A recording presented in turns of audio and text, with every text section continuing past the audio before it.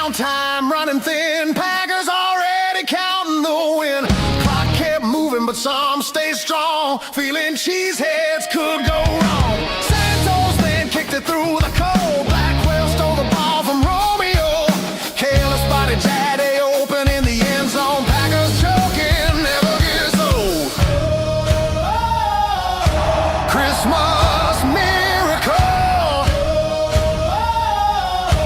Bear down Chicago. Fans starting to believe, 'cause Ben's got something up his sleeve. Oh, overtime started and the Bears felt great, especially when Green Bay made another mistake. Now all it takes is a Santos 3 to win, but Ben and the Iceman are always all in. 46 yards, DJ Strong. Touchdown Bears, listen to the Going for it all! It is caught! Bears win it! DJ Moore! Christmas miracle. Down Chicago. Fans starting to believe, 'cause Ben's got something up his sleeve.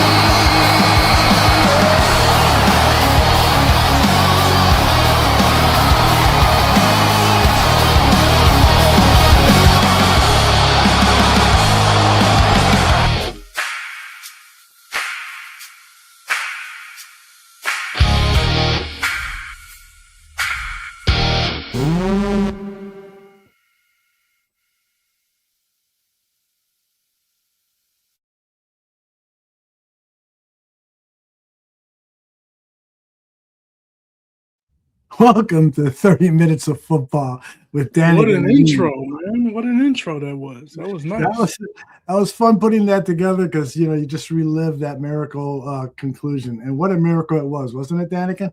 Man, it was crazy. It was crazy. It was really good. Really good. What was your reaction like when all of a sudden the game changed and you felt like, okay, this could happen? What were you thinking? Well, they kicked the field goal, right? And I was nervous because they had ran so much time off the clock. I think Oh. I looked at the clock and it was like 2:34, and then they finally kicked the field goal and it was like 1:58 left or something like that. I'm like, Yeah. man, you wanted to get that kick in before the 2-minute warning, ideally, Yes. but it didn't work like that. But when they got the onside kick, I was like, okay, we cooking. We Yeah. got something going here. That was effing magic, man. Outstanding. Crazy. All right, for those of you joining us for the first time, this is our 30 minutes before the official start of Bare Their Souls, and we get Danikin's 5 thoughts. Danikin, of course, is main podcast, his home away from home, Three Kings in the Midway. You guys have a new show out recently? Yeah. We had one we recorded yesterday, so it'll drop, I believe, tonight. It should drop. So yeah, Awesome. We're looking forward to that. It'll be nice. Always a great podcast, Three Kings of the Midway. You can find that on Podbean, Spotify, Apple Podcasts, just about any place you get your audio podcast. So be looking for Danikin and his partners on that. Let's start with your first point here, Danikin, which is that the Bears controlled the rivalry tone. And when I first read that, I said, well, that might be a debate. Let me see what he's up to here. What are you thinking with that? Well, I mean, I think they finally were able to control the rivalry tone. And what I mean by that is that instead of playing tight and reactive to what Green Bay was doing, Okay. Chicago kind of dictated the pace. They kind of dictated the physicality of the game, and the mentality of the game as well, in my opinion. And that's been a rare situation. That's rare that for us to see that type of effort from Chicago, because it seems like we're always reacting to what Green Bay does. You know what I mean? And then we're trying to catch up or trying to play the style of game that they're playing or whatever the case may be. And in this situation, they kind of dictated the tone of the rivalry and what the game was going to be about from a physicality standpoint and from a mentality standpoint as well. So you just don't see that. And it's a shift to me in the confidence of the team. Like the confidence of the team was leaning upon, we're going to play our way and we're going to force them to play like we play. We're going to force this to be a dog fight, a physical matchup. And there were a lot of things that went into it. And when I say the mentality of the game, because I think there was a chess game between the coaching staff. And I'm talking about the offense, the defense, so on and so forth on both sides of the ball, from Green Bay's perspective and from ours. And a lot of people were saying Ben was getting out coached and things like that. I don't think that was the case at all. I think Ben was LaFleur is a good coach, in my opinion. I think he's a really good coach. And Ben Johnson was kind of like, having a little chess match, a little meeting of the minds, you might say, with him. And they were going back and forth on some things, him and the defensive coordinator over there. And same thing with Dennis Allen and their offense. So the Bears were able to dictate that, and they were kind of setting the tone of what this rivalry is and what is going to be going forward. So I was impressed by that, because I just didn't see that type of game coming from Chicago in previous years. Yeah, I understand fully, I think, where you're coming from with that point. At first when I read it, I said, well, there was a portion of that game where Green Bay was kind of in control. I mean, they had multiple drives of 40, 50, 60, 70 yards. I think it was 5 of their 7 drives, or 6 out of their 8 drives were of 45 yards or plus. And, they led in time of possession. They led in first downs and so forth. They kept our offense off the field. But when you say that they set the tone with the physicality, I totally agree with you. This one of the things that most people are not giving the Bears enough credit for is the fact that they are usually the most physical team out there, and that's part of the reason why they're winning and have this great record. Absolutely. I agree 100%. All right, the second point here is that the defense set the identity. Tell us more. Yeah, well, I think we skipped one, didn't we? Or no, we didn't. Okay. No. Oh, yeah, I'm out of order. I'm sorry, I'm out of order. Okay. And kind of what I was getting from that is that there was pressure up front. They were disciplined in coverage, and they forced uncomfortable situations for the Packers offense. Like I said, the physicality was there, man, from jump.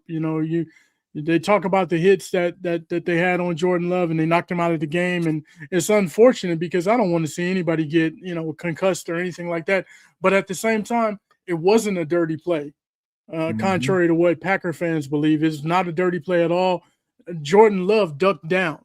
And when you duck down, you get small, you expose your head to possible trauma, right? And that's basically what happened. I think Austin Booker was trying to do a textbook tackle, which was put your helmet in the man's chest.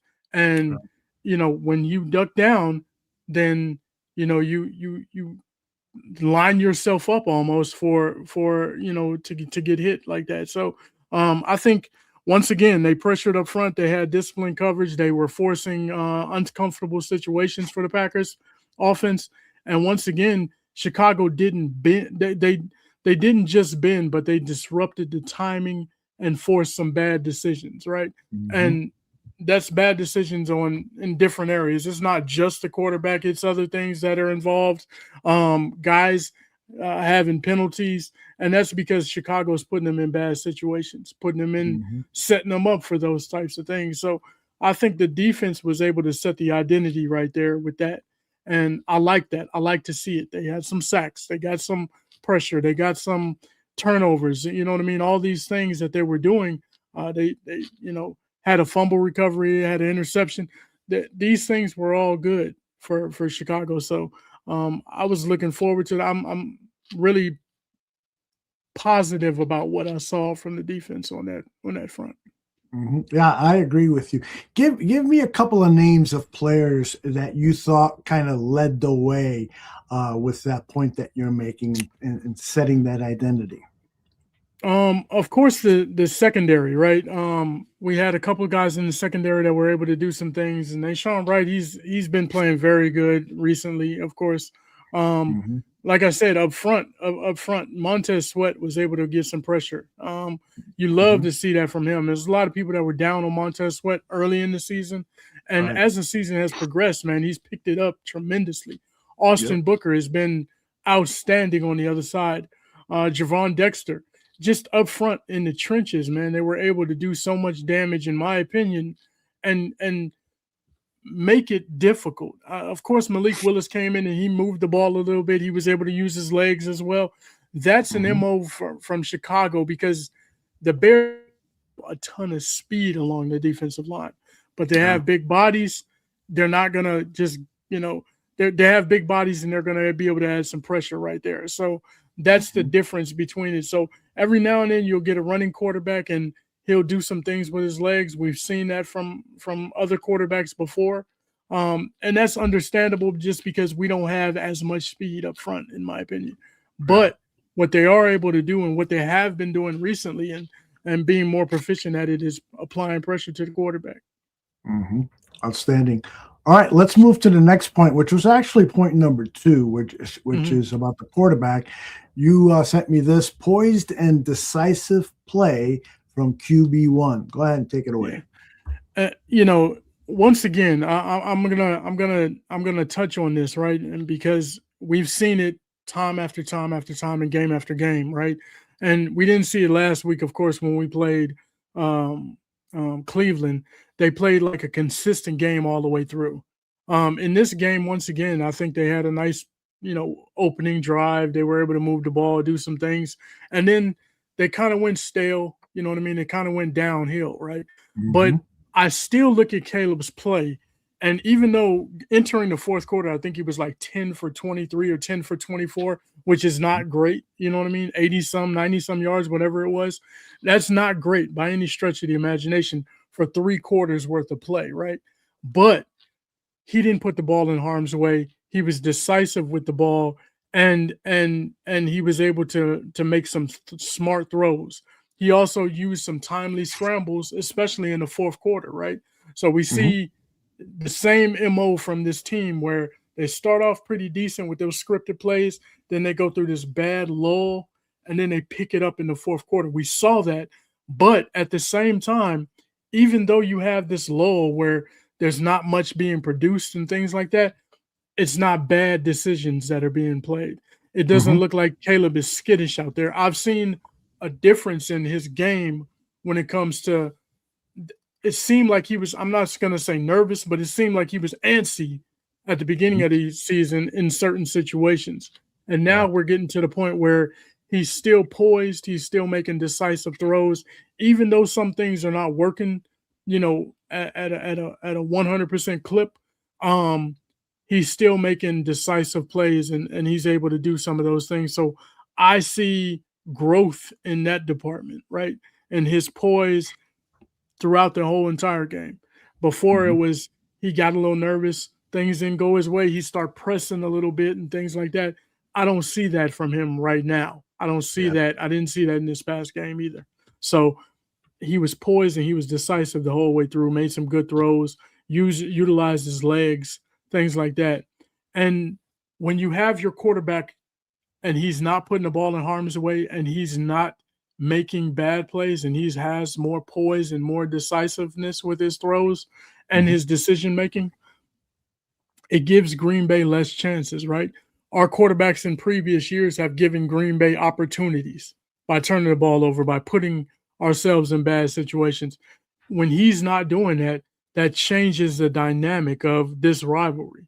It makes them play, they don't get these opportunities. They don't get these gifts, you might say, from the Chicago Bears. So they're having to work harder for whatever they want to get going right now. Mm-hmm. Yeah, and I agree with Cliff. Caleb is gaining confidence quickly.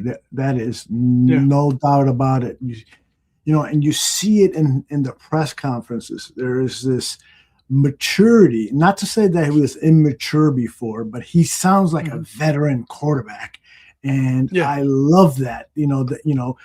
anytime you draft a quarterback, you want to hear him say things that give you confidence as a leader, that he still has some humility, but he says that he's playing for his teammates and that he's listening to the coaches. I've got some sound bites from today's press conference that's going to illustrate this more. And when the rest of the guys get here, we'll be talking a lot more about Caleb, because I think that's almost like the key story of the week. The way the national media talked about Caleb, I got a little media mash that's going to illustrate that. I mean, they're gushing over this guy. They are gushing. No one is no longer is saying, we don't know about him. He stinks, whatever. You're not hearing that anymore, because that would be stupid to say, frankly. So like they've been saying, like we've been saying, they're changing the narrative. They're killing those narratives that people are putting out there about him. Love it. All right, let us get to the next point. I want to hear what you got to say about this, because we've talked about this in the past, in past victories.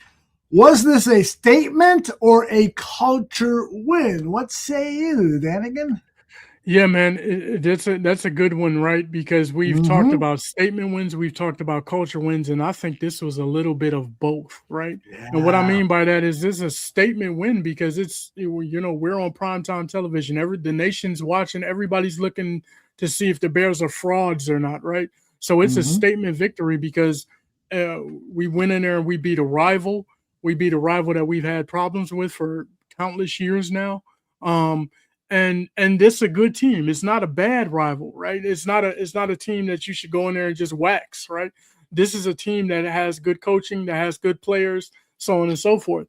So when the Bears are able to go in there and they're able to, get that W, of course it's a statement win in front of the nation, in front of all football fans, right? But it's a culture win. And what I say by being a culture win as well is it's not just a scoreboard win. We didn't just win the game. This was energy. It was physicality. It was composure. And it suggested that the team now expects to beat Green Bay. We don't go in there hoping for a win. We're going in there with the eyes on the prize saying, okay, and I don't think any Bears team has done that in the last 7 years. They haven't gone against Green Bay and said, we're about to win. They've gone in there with the hope, the hope and the aspirations to try to get a victory. But we went in there this week, and I believe this team feels like they're supposed to win these games. And that's what I mean by it's a culture win, because that shifts the dynamic of what the Bears are able to do and what their outlook is, right? When you go in with that amount of confidence, you talked about Caleb's confidence, but it's a confidence for the entire team. Everybody knows we have a quarterback that's going to produce in the fourth quarter. Everybody knows on that team that we have a defense that's opportunistic and going to take advantage when the offense, the opposing offense, puts them in the situation or throws them a ball. They're going to catch it and they're going to try to score with it, whatever they're going to do, right? So it's a culture win, but it's also a statement victory as well, because it was on the grandest of scales, because everybody was watching. So that is fantastic. That is a great point. Joe has a question for you. Do you think that the defense can handle the Niners, the Rams, and Seahawks? All three of those teams are having really good offensive seasons. What do you think? Yeah, I think the defense can handle. I think I'll start with the Niners. I think they can handle the Niners. I don't think the Niners are as potent as those other two teams are. They're very good.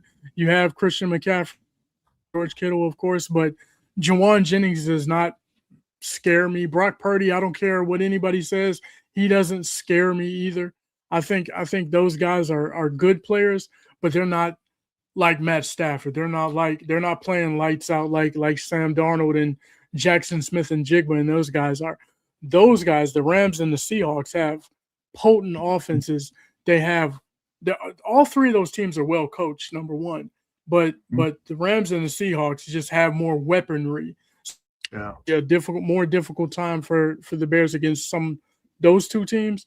I think they can take care of the Niners, and I'm not really afraid of the Niners at all. J2K says he thinks that the 49ers game is going to be the hardest game of the season. And on that Monday night game, Purdy threw 5 touchdown passes. I mean, they put up a Now, the defense was a big reason why. It had a lot of half fields, and the defense scored a touchdown or two. So that's going to be a tough contest. All three of those teams are excellent teams, and I think, if you're going to rank the top 4 teams in the NFC, those are the 4 teams: the Bears, the Seahawks, the 49ers, and the Rams. No doubt about it. All right, let's get to point number 5, which is winning in the trenches. What say you, brother? Yeah, winning in the trenches, man, it matters so much in the NFL, right? You cannot win the Super Bowl. You can't get to the playoffs if you're not good in the trenches on both sides of the ball. And the Bears they're leaps and bounds ahead of what they were last year. The defense even right now is leaps and bounds ahead of where they were at the beginning of the season. We had some concerns when it comes to this defense, and right now they're producing. Right now they're doing work right now out there. The Bears were able to hold up on both lines, right, of scrimmage, the offensive and the defensive side, and especially in key moments, right? That's where you really look at it. Key moments. There's a football game many times comes down to 4 or 5, legit plays that kind of decide that game, And I think on those plays, the Bears, whether they were on offense or defense, the line of scrimmage, they held up. They held up. They did their job. They did what they were supposed to do. They created pressures on the defense. They opened up holes on the offense. They protected Caleb pretty well. That's what you want.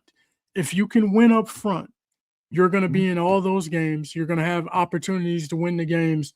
And I think that's what the Bears are doing. They allowed the offense to stay balanced, and it also allowed the defense to stay aggressive. And what I mean by that is when you're tough up front, your guys on the back end, the secondary, they can take a little bit of chances. They can try to strip somebody. They can try to jump a ball and get an interception. When you're not getting pressure like that, then you leave those guys out to dry, and it makes their job a little bit more difficult. So when you control the line of scrimmage on both sides of the ball, man, like the Bears have been doing, last several weeks, I would say, and they're getting better at it. They're getting more proficient at it. It just looks good on paper. It looks good on film, and it shows up in the W column.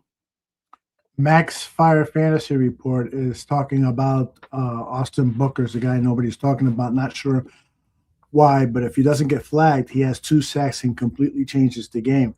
What do you think is the ceiling for Booker this season? Because I think he's going to get better as the seasons go on, as he's getting more snaps. But given that we have an opportunity to get we are in the playoffs and could potentially go all the way to the Super Bowl, do you think Booker has a big role and can deliver to help this team accomplish those goals? I do. I think he has a huge role in this defense, right? I think him on the opposite side of Sweat is really he's taken off, man. He came in, and of course he was hurt at the beginning of the season, but he's come in and he's produced. It took a little while to get going, of course, because he was coming back from injury. Everybody else had been through training camp and been through all of these things, and he was a little bit behind schedule. But now you see the potential that he has. You see what his game can be, and it's showing up. It's showing up on film. Like I said, it's showing up in the sack column.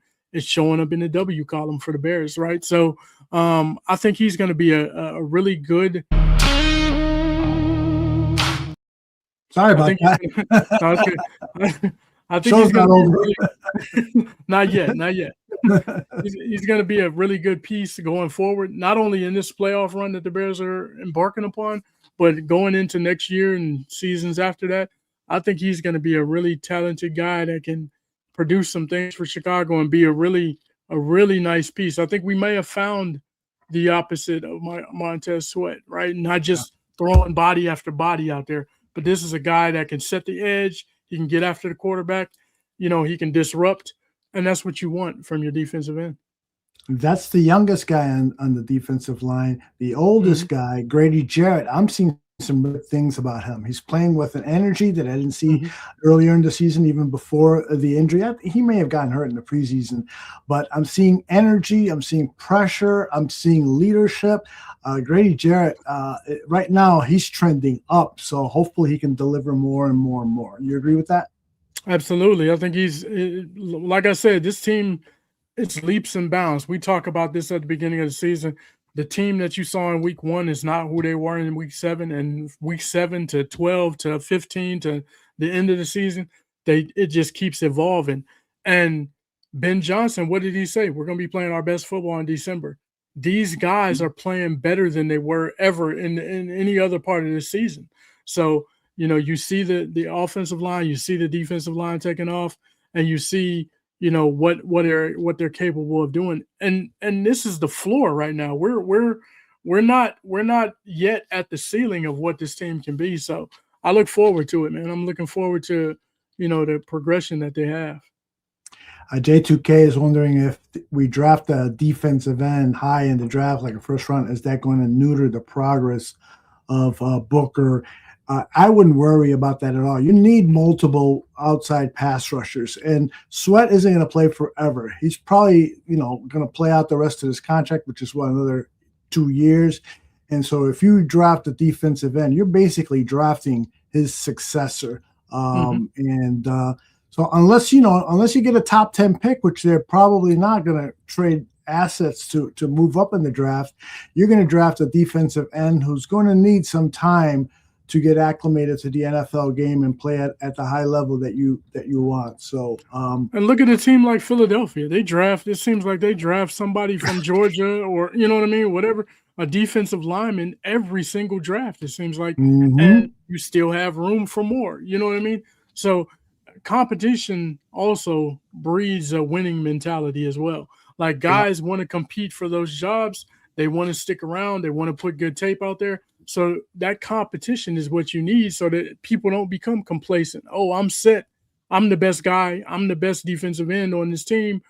My spot is, set in stone. No, it's not set in stone. Competition is what you want to have out there. So, hey, draft a defensive lineman every draft, in my opinion. I hear you. And True Pilgrim reminds us that Shamar Turner is coming back. The little that he played, I was impressed, and I really think that guy's got a future with the Bears. All right, let's turn the page from 30 minutes to Bear Their Souls, and we always started off this way. We are the bearer of Bears News, the Ballroom Network. Step number 1 was to get to 11, and the whole reason why that was the number, there's really only been one 10-win team not to make it, and that was last year, Seattle. There's never been an 11-win team to not make it, and so that was we felt pretty good about that being the number going into the season. That was step 1. Step 2 is we want to win this division. We want to have at least one home playoff game, and then step 3 would be clinch a number 1 seed. So there's a lot of things still out there to play for. Our guys know that. We talked about it a few weeks ago, just a big picture view of where we stood in relation to the last 5 games of the season and what we need to accomplish to achieve those goals. The following is rated TV MALSV. It contains strong language, violence, and nudity. It is intended only for mature audiences. Viewer discretion advised. Timmy, your mother said to go to bed. Let me hear you guys.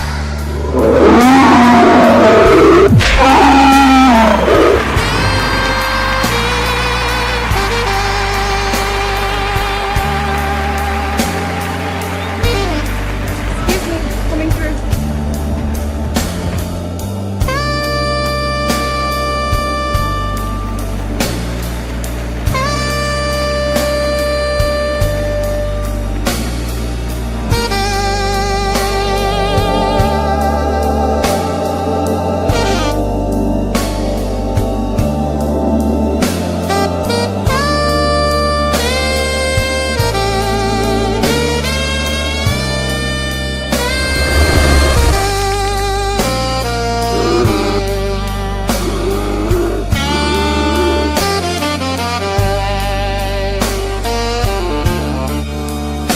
There's a Chicago Bears podcast. Follow me for a good time. Unlike most others,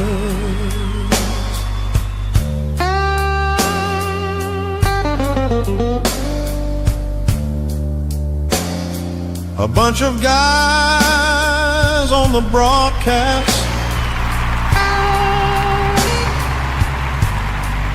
acting much like brothers.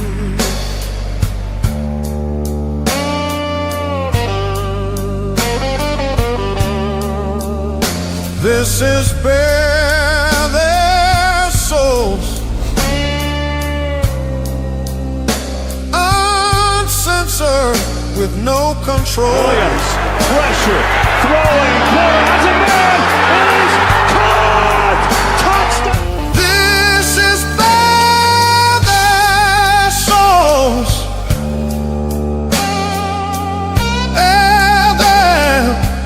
bare their souls.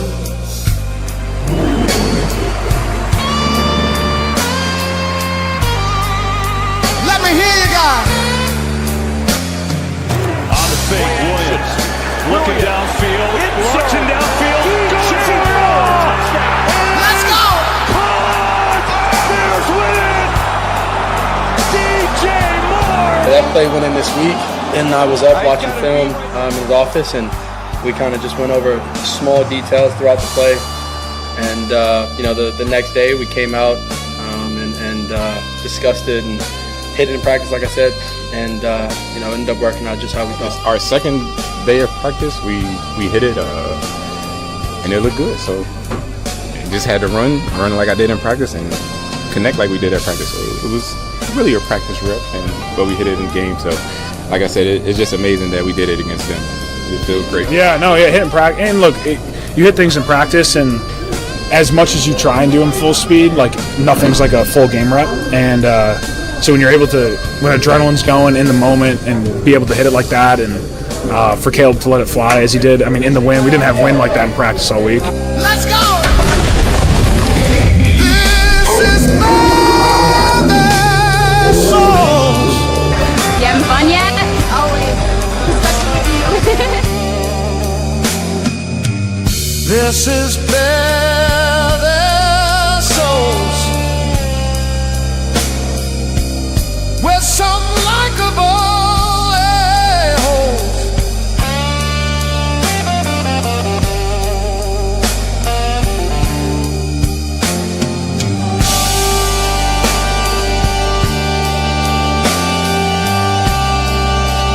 This is bare their souls.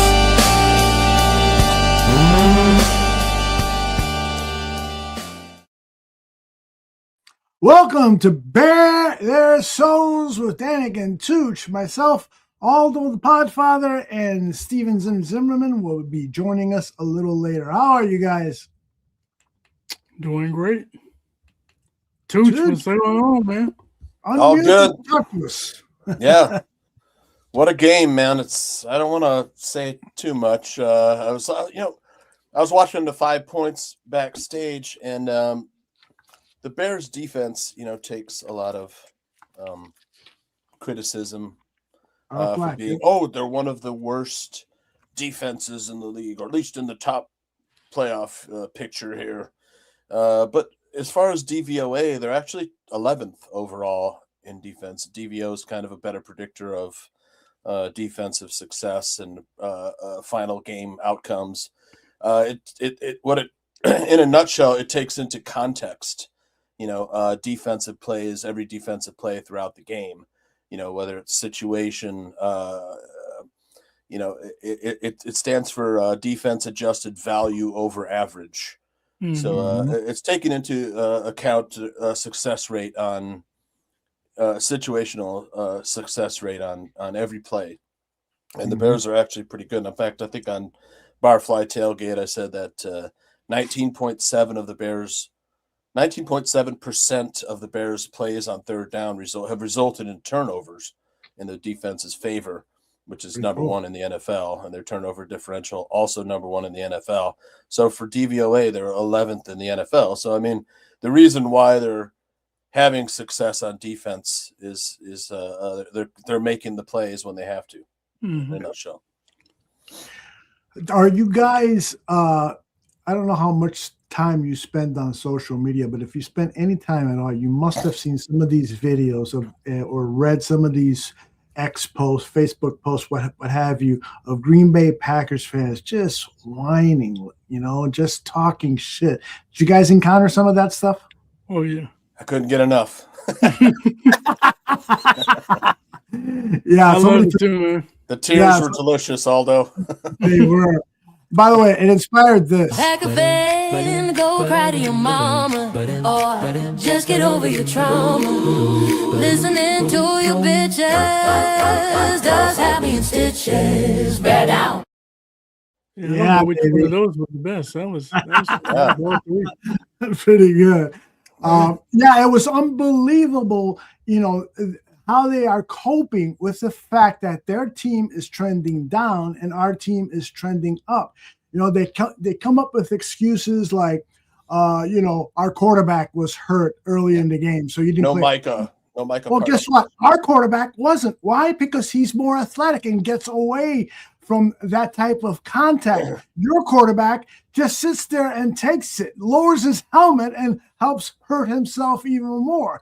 You know, oh, well, we didn't have this injured player, that injured player. Guess what? We didn't have this injured player or that injured player too. So that's a definite wash. Oh, we didn't recover an onside kick. Guess what? We did recover the onside kick. So whatever fucking argument they come up with, I got a counter argument that basically is saying we did it, you didn't. We played 60 minutes plus and you didn't. You played 55 or whatever. So don't give me that shit, Packer fans. Take the loss, have some class, and say you got us this time. We're 1-1 this season, 1-1 last season. We'll see what happens. Hopefully, we'll meet each other in the playoffs. Have a little class and dignity. Don't be fucking cheeseheads the rest of your life. My favorite was the Caleb sub 60% completion percentage. It's like, dude, look, how many times does he throw the ball away and avoid the sack or the interception? You're not. You know, I mean, these are idiots like first round mock. This is the dumbest former scout ever. And Peter Bukowski, another moron. Big time. They just don't understand. You know, Caleb, look, he throws the ball away and avoids the sack, and that dents his completion percentage, which is fine. Yep. You know, we'd rather not have the sack, talk about drops too. Yeah, and the drops too. That it doesn't take into account the drops. Well, you know, actually, I seen a stat earlier today where just to talk about the drops for a minute, a stat earlier today where the Bears are number one in the amount of yards that have been sacrificed because of drops. I think it's like 356 more yards passing that he would have if they had caught those balls. Those are legitimate drops, not where somebody pass breaks up or something like that. Or it's, you know, fingertips on it. It's a legitimate guy dropping the ball. Alamadis Zacchaeus, right? A guy like that just drops a ball, then we're missing yardage. So that's 356 yards that we would have had as number one in the league. I think second place is like 307. I don't think it's Stafford or something like that with the Rams. So that's a huge situation. The other thing, just to piggyback off of what Podfather said, you know, these Packer fans, these cheeseheads, man, like complaining about injuries. Once again, there's another stat. The Bears are the most injured team in the league. They've had the most injuries and guys missing games of any team in the league. So I don't want to hear that garbage. Don't want to hear it at all. 240 combined games missed to injury. It's the number one in the NFL. Yep. Yep. What I want to hear from Packer fans is some humility. Take your ass whipping like a man or like a woman, and then come back again in the playoffs for some more. There were a couple that were like, Caleb's going to be really good. We know it. We see it. Yeah. They're all men up there. Yeah. So, all right. We always like to start the show, this portion of the show, with Johnny Santucci's Bears State of Affairs. He gives us a lot of topics to discuss for the rest of the show, and he does such a brilliant job of putting it all together. Are you ready to go, bro? Ready. All right. Well, let's play our little open here.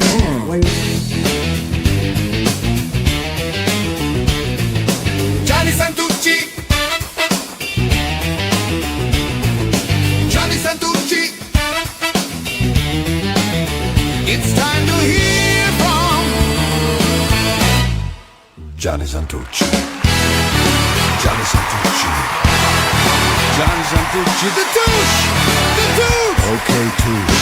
Time for Bears State of Affairs. Yeah. Oh, that's the wrong guy. Let's put this.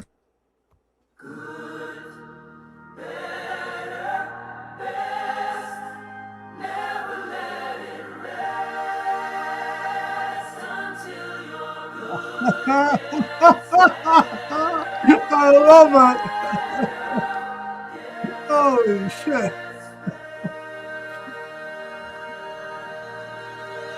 Never fucking give up. Never.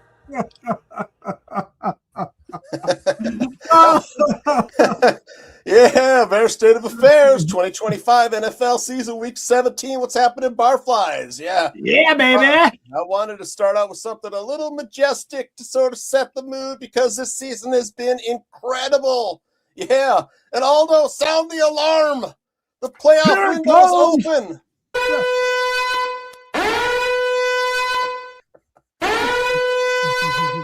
Yeah, the playoff window is open, man. So let's check in with the Bears. Yeah, after 17 weeks of the 2025 NFL season, as usual, we asked Grok to give us a little AI summary of the game. Yeah. I love that. Enjoy the grilled cheese sandwich. Ah. Yeah, Bears defeated the Packers to improve to 11-4. It was another cardiac classic victory by the Bears. Yeah. I love it. I love it. That's right. Yeah, the Bears played the Green Bay Packers on Saturday night at Soldier Field. It was arguably the best game in decades. Yeah, thrilling, improbable, comfort behind win against all odds. I saw the Bears score 10 points in the last 5 minutes of the game to force overtime and then win it on one of the greatest touchdown throws in Bears history. Yeah. Yeah, I call it the pass. Yeah. Nice angle. Nice angle. That's the all-22. Wow. I didn't see this. Look at that. Oh, my Beautiful. God. Yeah, first quarter of the game ended in a scoreless tie. Both teams misfiring in the red zone on fourth down. The Bears' fourth down play was an odd call by Ben Johnson, a direct snap to Kyle Monangai with Cole Kmet under center that ended in a Drew Dahlman snap that went over the head of Monangai, who was forced to cover up the ball. Ay, Dios mío. Yeah, Heidi, it's cutesy plays like that one that has Bears fans saying, "We aren't there yet, Ben." Yeah, his offense hasn't yet earned the respect that play needs to fool opposing defenses. Yeah, that'll come, though. In the meantime, line up on 4th and 1 and run the ball down their throat, Danikin. That's it. Yeah. Yeah, the Packers opened the scoring with the field goal in the second quarter for a 3-0 lead. Later on in the second quarter, Packers quarterback Jordan Love would lead with a concussion suffered on a vicious sack by Austin Booker. Booker and the Bears were penalized 15 yards on the play. But Packers quarterback Malik Willis came in. Yeah, much like Ravens backup quarterback Tyler Huntley, he gave the Bears defense fits. What? Packers would take a 6-0 lead into the locker room at halftime.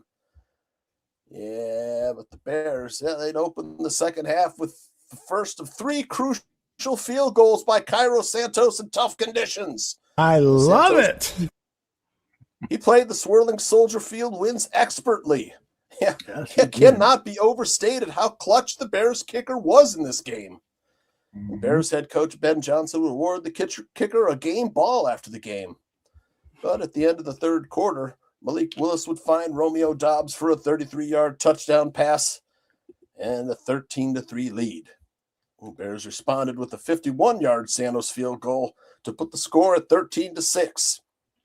And following a Packers field goal, Santos connected on a 43-yarder at the 2-minute warning to cut the Packers' lead to 16-9. On 4th and 4, Ben Johnson made the correct call to take the field goal and allow the Bears to attempt an onside kick. And by God, they recovered the onside kick, Aldo. Yeah. Unbelievable. Yeah, special teams ace Josh Blackwell recovered the muffed catch by Romeo Doubs. Yeah, and with less than 2 minutes remaining in regulation, it was time for some Caleb Williams magic. Caleb would hit his first 5 passes on the drive, bringing the Bears down to the Packers' 6-yard line and facing a 4th and down and 4 with 24 seconds left. Caleb would find a wide open Jahdae Walker for his first career touchdown. Woo-hoo! Yeah, on the play, Williams beat an all-out blitz on 4th down and lofted a pass to the wide-open Walker in the right corner of the end zone for a 6-yard touchdown. It's a W. Yeah, Johnson opted to have Santos kick the tying extra point rather than go for a 2-point conversion. Improbably, the Bears erased a 10-point Packers lead to force overtime. Per True Media, they are the 319th team since 2000 to trail in the final 2 minutes or more, or final 2 minutes 10 times or more in a season, but they are the only team to have a winning record in those games at 6-4. They also have 4 comebacks from 10 or more points behind, the Bears most in the season since 2000. When the Bears were down 10 points in the 4th quarter, many fans opted to leave or, turn off the TV, but not the true believers. Never fucking give up! Never fucking give up, right, Lauren? Never fucking give up! Never fucking give up! Never! Man, I hope that guy is okay. I hope his doctor doesn't see that video. Man, yeah. They did.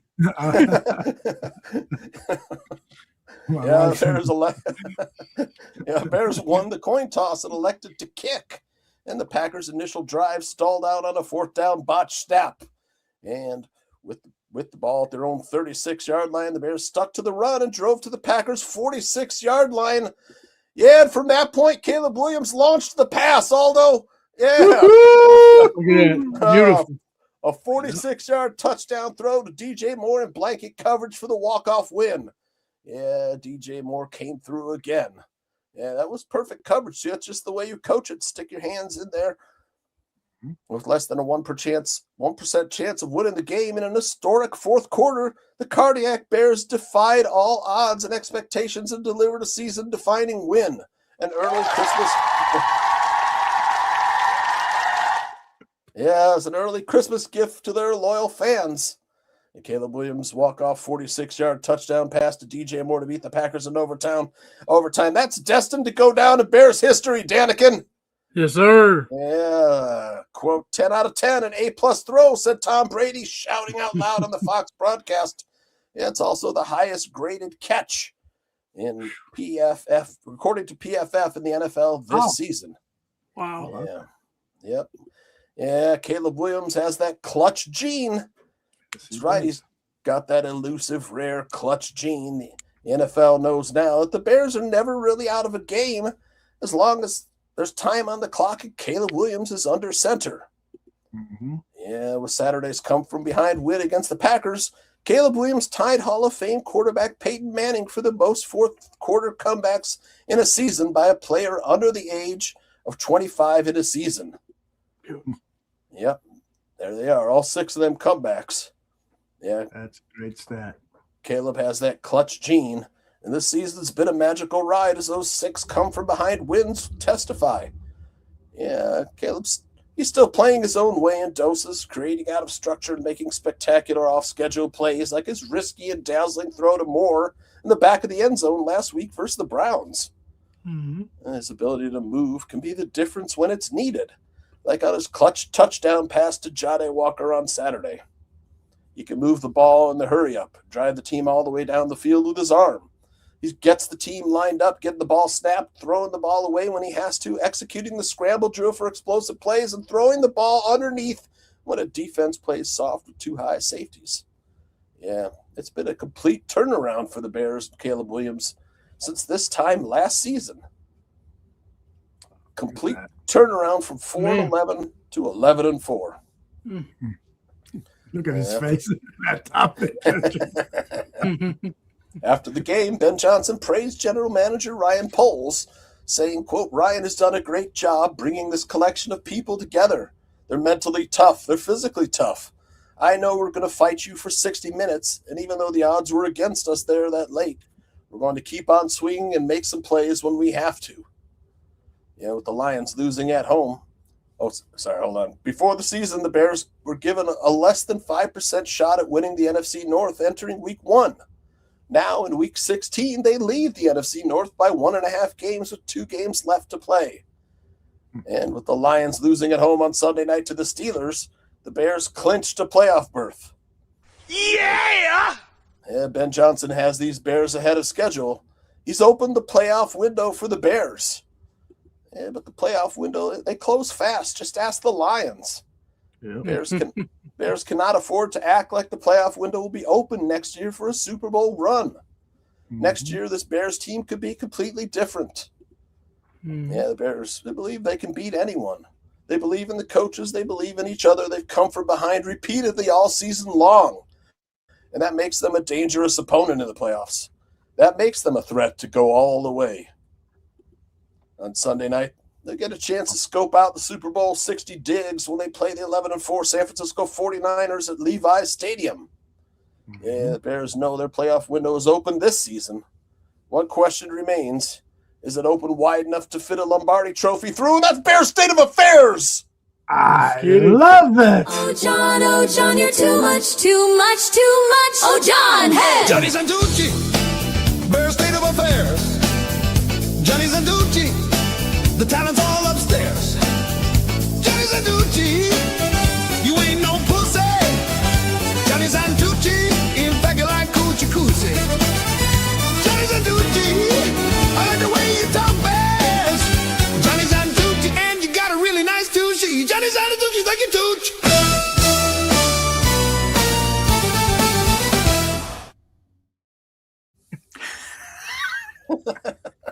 You want me to redo that? Are you tired of seeing your butt? It's Ron Jeremy's butt. That is true. Great job, Tooch. Great. Yep. That playoff window's open. And I'd love to have a discussion with you guys, and hopefully Zim can join us real quick about Caleb. Because, like I said earlier, everywhere I turn on the radio, turn on the TV, I'm just hearing praises for Caleb over and over and over again. Tell me what has impressed you the most about Caleb in 2025. Let's start with you, Tooch. You're just coming off your Bears State of Affairs. Tell me what it is about Caleb that you're really digging right now. Well, the development, for sure, that's number one. Like I said, he's getting rid of the ball when he has to, throwing underneath when he has to. Everyone's always going to complain that he's going to miss somebody open, but the ice in the veins, man, that's really impressive. I mean, all the come from behind victories. 6 this season to tie Peyton Manning for the NFL record. I mean, one more and he'll beat Peyton Manning's record of 6 games.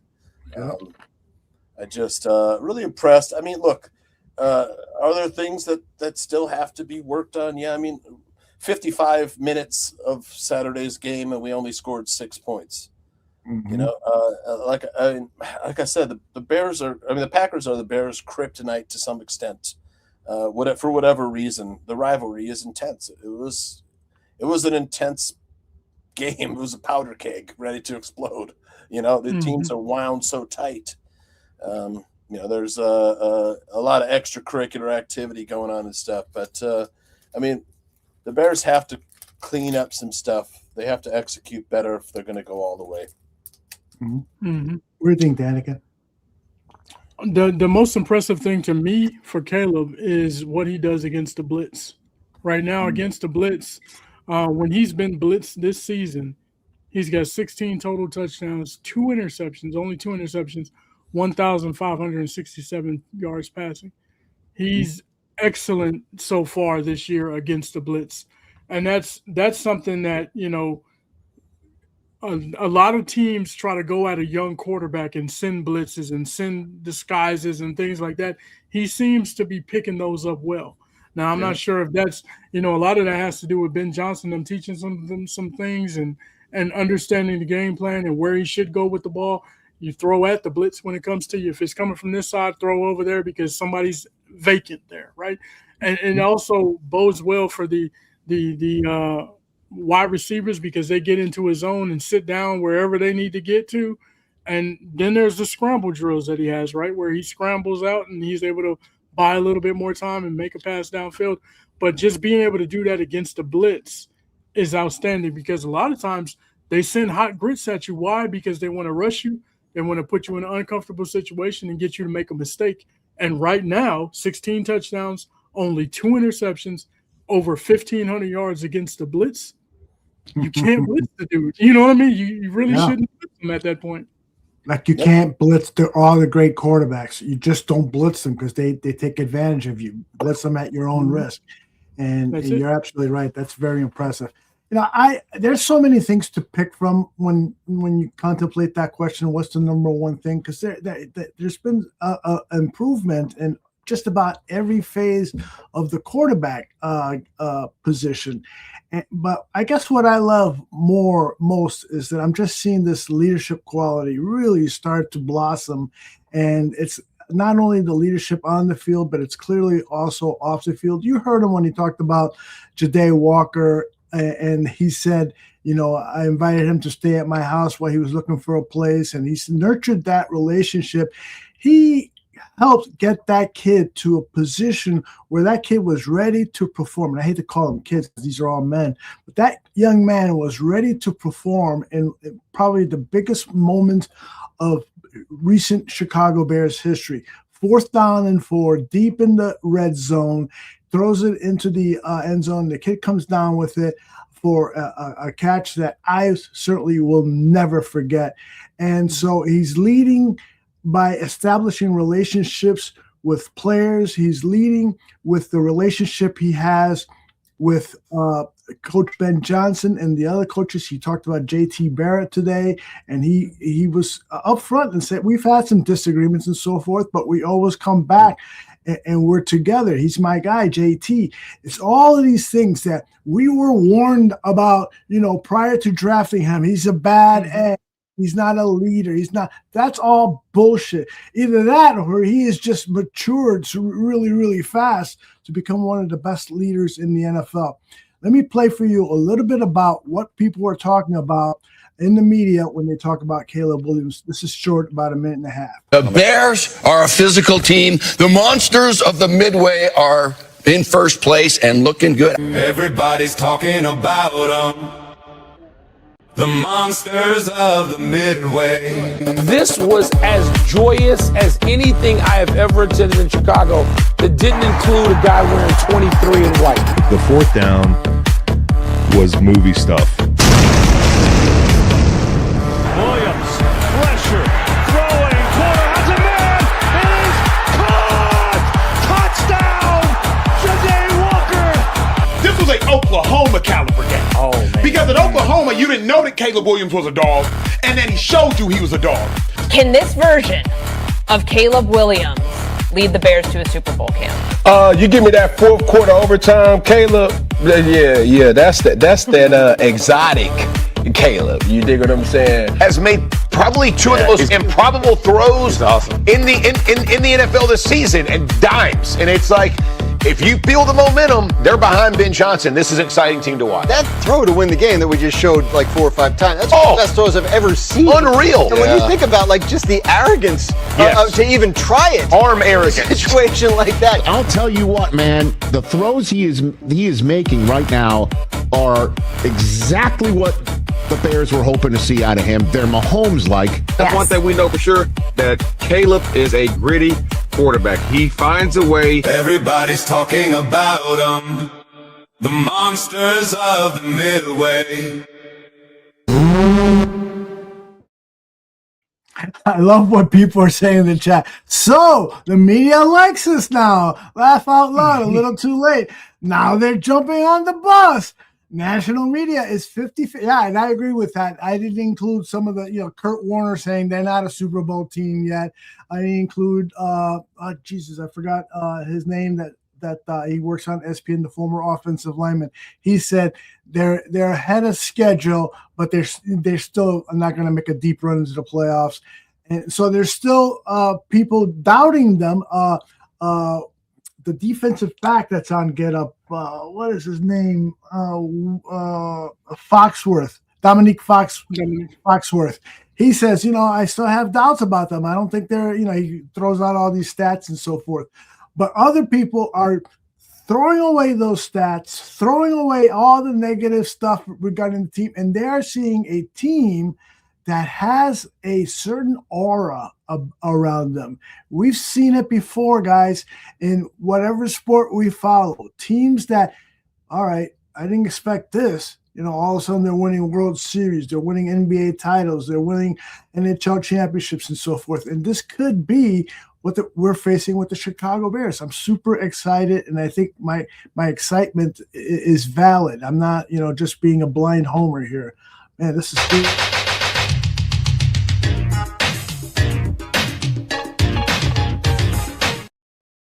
Yes, sir. We got to do a Super Bowl shuffle. If they beat San Francisco, Tooch and I are going to work on a new Super Bowl shuffle song. I love it. Good stuff. All right, let's listen to a little bit of Caleb talking to the media today. This is him being asked about Ben Johnson. And you guys, this is all over the internet today, so many of you have probably seen it. But how they first got along at the beginning and how he figured Ben out. It took me a while. It took me throughout camp, at certain parts, felt like our relationship was pretty fragile. Fragile at certain points from my perspective. It was like, geez, like this dude, doesn't seem like he likes me. He doesn't have to like me. That's what you kind of realize. But at that point also, and to that extent, you start figuring out that that's just him. And he cares so much about the sport. He cares so much about us. He cares so much about winning. He cares, like I said, he cares about us as players. That you start figuring out him, and you understand that when you're on that 53, that 53 by 120, it's that's his place. And so being able to go out there, do our job exactly how we should and exactly how he teaches it. And then when you get off the field, he's one of the guys. He's a player's coach. He laughs and jokes with us. He's bumping us around and things like that. And so it's fun. It's enjoyable when we're off the field. It's fun and enjoyable when we're on the field. But it did take a little bit. The interesting thing about you saying you have the best coach in the world, because I think a lot of guys would probably say that, but you're saying that about a guy that has been coaching you very hard, has been all over you about everything. Yep. Yeah, he's and that's what I've wanted. That's kind of how I've grown up, hard coaching, and I've played my best ball, with a coach like that. And so, he's been just that. He's been consistent, like I said. And then when you get out there in the football field, he tends to call the right play at the right time. Tell me that guy doesn't exude a magnetism. He's comfortable. He's talking with his hands in his pocket. He's throwing touchdown passes. Yeah, fragile. He's throwing touchdown passes, and while the ball's in the air, he's putting his hands in his pocket. I mean, this guy's got superstar written all over him. It's so beautiful. It really, really is beautiful. Yeah, that's amazing. It's kind of like that throw when he threw the ball and he put his hands in his pockets. It's like it reminded me of Steph Curry when Steph Curry shot the three and kind of just turned around because he knew it was going in the basket. That's confidence in himself, but that also showed confidence that DJ Moore was going to catch that ball too. Mm-hmm. How about it? 3 touchdown receptions for DJ Moore in the last 2 games. Maybe the best thing that happened to this team is that Rome took some time off to heal that foot, and the rapport with DJ Moore and Caleb Williams is there now. So when Rome gets back and Luther gets back, we're going to have 3 wide receivers who all can create incredible damage and cause some love. I love this Walker kid too. Oh, I loved him in the preseason too. I was like, he's got size, he's got hands, runs good routes, he's got speed, he's got great body control, and man, and the best touchdown celebration. Yeah, I think we're talking on Barfly Tailgate about how we'd like to see this kid, do something to affect this game on Saturday. And he did, man. And Ben Johnson said something about him after the game or in a presser. Was how they didn't want to expose him to the waiver wire, is why they never cut him, because they saw what he could do. Right. And loved his practice habits and the ability. And man, his hands are better than Zacchaeus'. Man, I'm just gonna say it outright. I like Olamide, but his hands have been not as good as advertised this season. Yeah. I think Olamide was a great pickup because he's savvy. He's a veteran. He's probably teaching those guys how the offense works because he's a guy.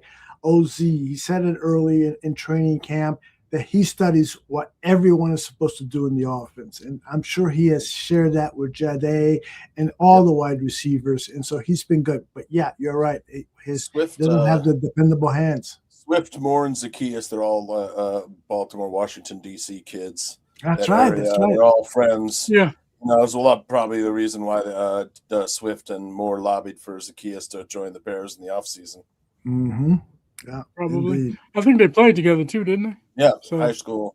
Against each other and with each other. Yeah.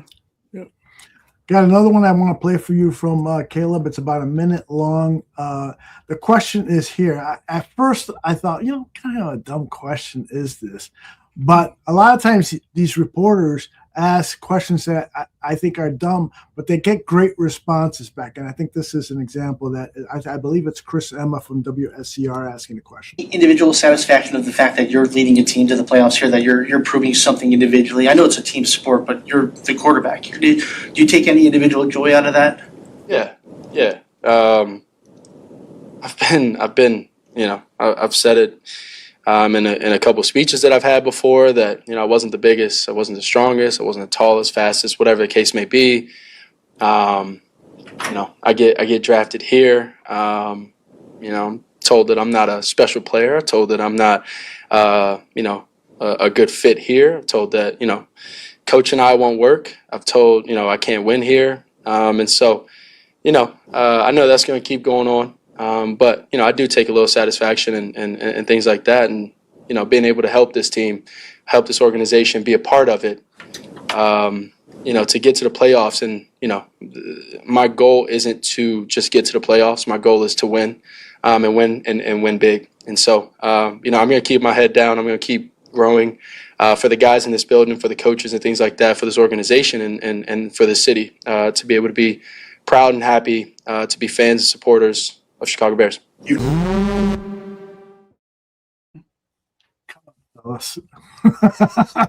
a good response, man.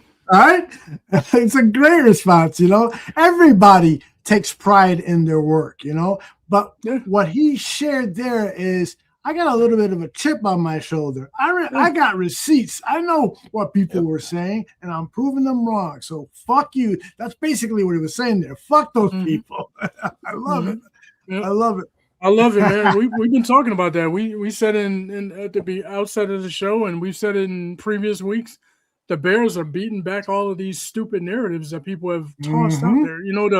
The funny memes and jokes and 4,000. They never had a 4,000-yard quarterback. They've never had this. You can't win there. Quarterbacks go there to die. Wide receivers go over there to die. You know what I mean? And so on and so forth. All of these things have been said about the Bears. Those guys hear that. And of course, you know what I mean? I think it would have been fake of him to sit there and say, it's all about the team. No, it is about me too. Like, let's be real. He takes pride in his job just like we take pride in our jobs, right? Absolutely. If we sit here and the Podfather calls himself the Podfather for a freaking reason, right? Because you take pride in it, right? You see what I'm saying? So he takes pride in his job. So yeah, That's a good point. And Ben, at one point in today's press conference, he talked about how he and Caleb care a lot about the city. And then there was a follow-up question to Ben Johnson that I want to share with you, because he starts to talk about Chicago in a way that all of us who have either lived in Chicago or are living in Chicago feel about this town and the pride that we take. So I wanted to share this with you folks. I used to visit this city growing up and in college, and even since I've been in my professional career, would come back every summer. And so you start to love the vibe, the city, the people, really everything that comes along with it. And so it was really natural to see how my family's really taken to the community that we're a part of, the school that my kids go to. I mean, it's pretty cool to see it all come together. The support that they have for the Bears. I mean, everybody I run into just absolutely loves this team, and to see it come to life like it has. I didn't necessarily feel it a ton early in the season. I don't get out of the office a whole lot, but now, even though I'm not out of the office, I feel it every single day. I really do. And last couple home games, it's been outstanding. I mean, you really can't put words on it. Just the impact that the city's really, it's come alive. It's pretty cool. That's Pretty dope. awesome. I wish I was at that Green Bay game last Saturday night. I was one of my therapists in rehab today said, "Yeah, I have a best friend who has season tickets," and so I called him. "Hey, are you headed to the game now?" And he says, "No, I sold those tickets months ago." And she was telling him, "You idiots! I can't believe it! A Bears Packer game? You sold them?" He goes, "Yeah, I feel bad that I'm not there." Man, that has to be a hell of an experience. And he hasn't even experienced what's ahead. We win a playoff game in Soldier Field. His head is going to blow up because the excitement is this town that goes crazy over the Bears. It's great, man. Yeah.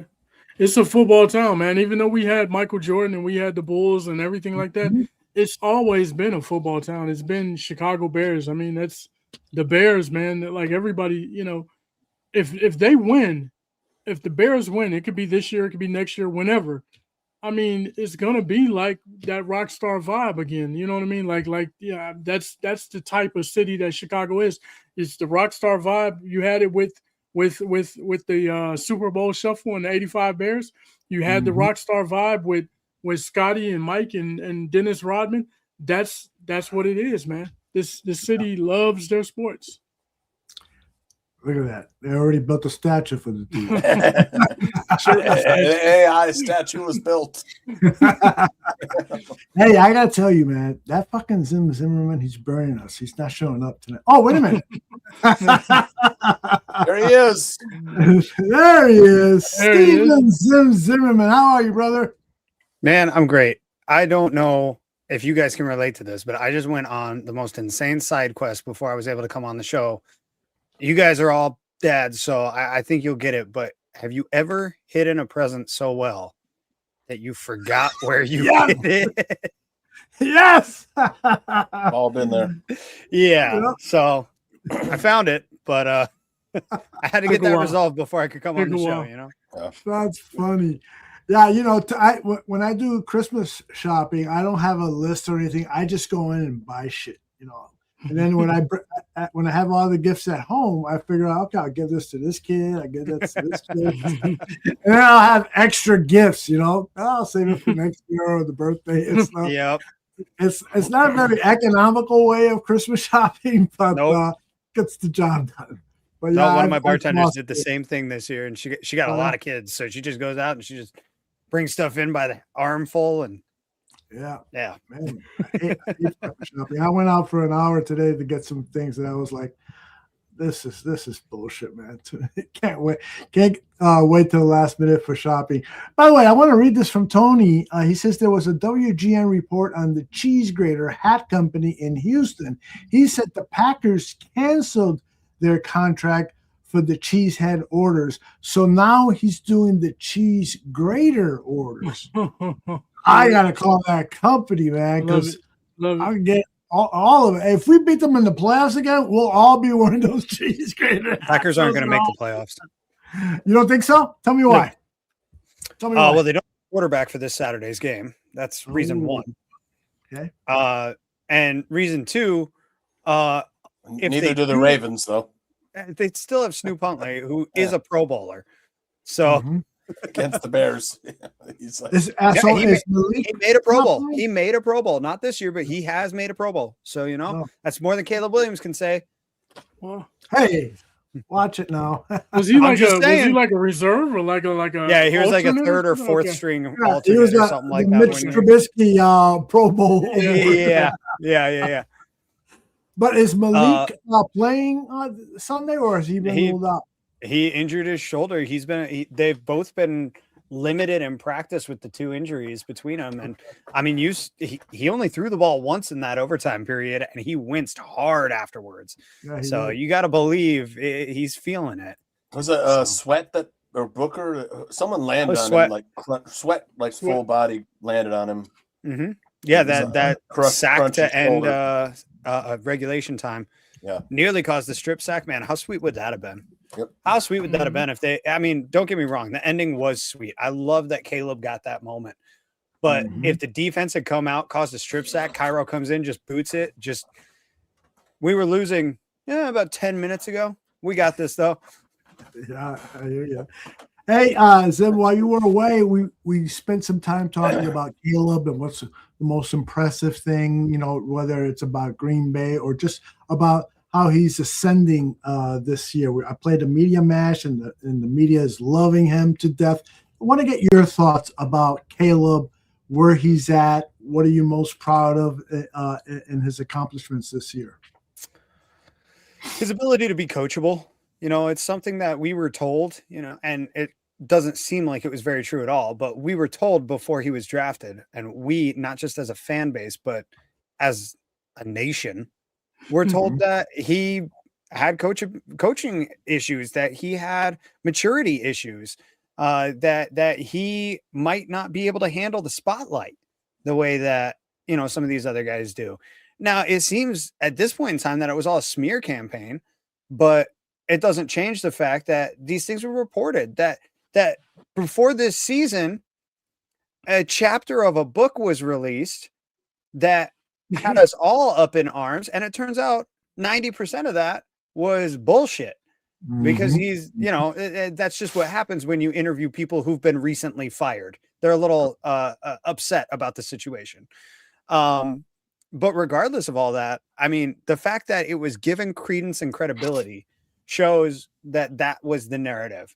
And for him to be able to come out, step up, and be able to basically just say, like, yeah, I'm here to play football. I'm here to learn, and I'm here to win. And these guys want me to lead as well. So I'm going to do that because that's what's being asked of me, basically. And he's just stepped up. He's filled his role, and he's done it. As far as on the field wise, he's the same player to me that we all saw last season. I don't see any change in the guy on the field aside from understanding the system that he's in better.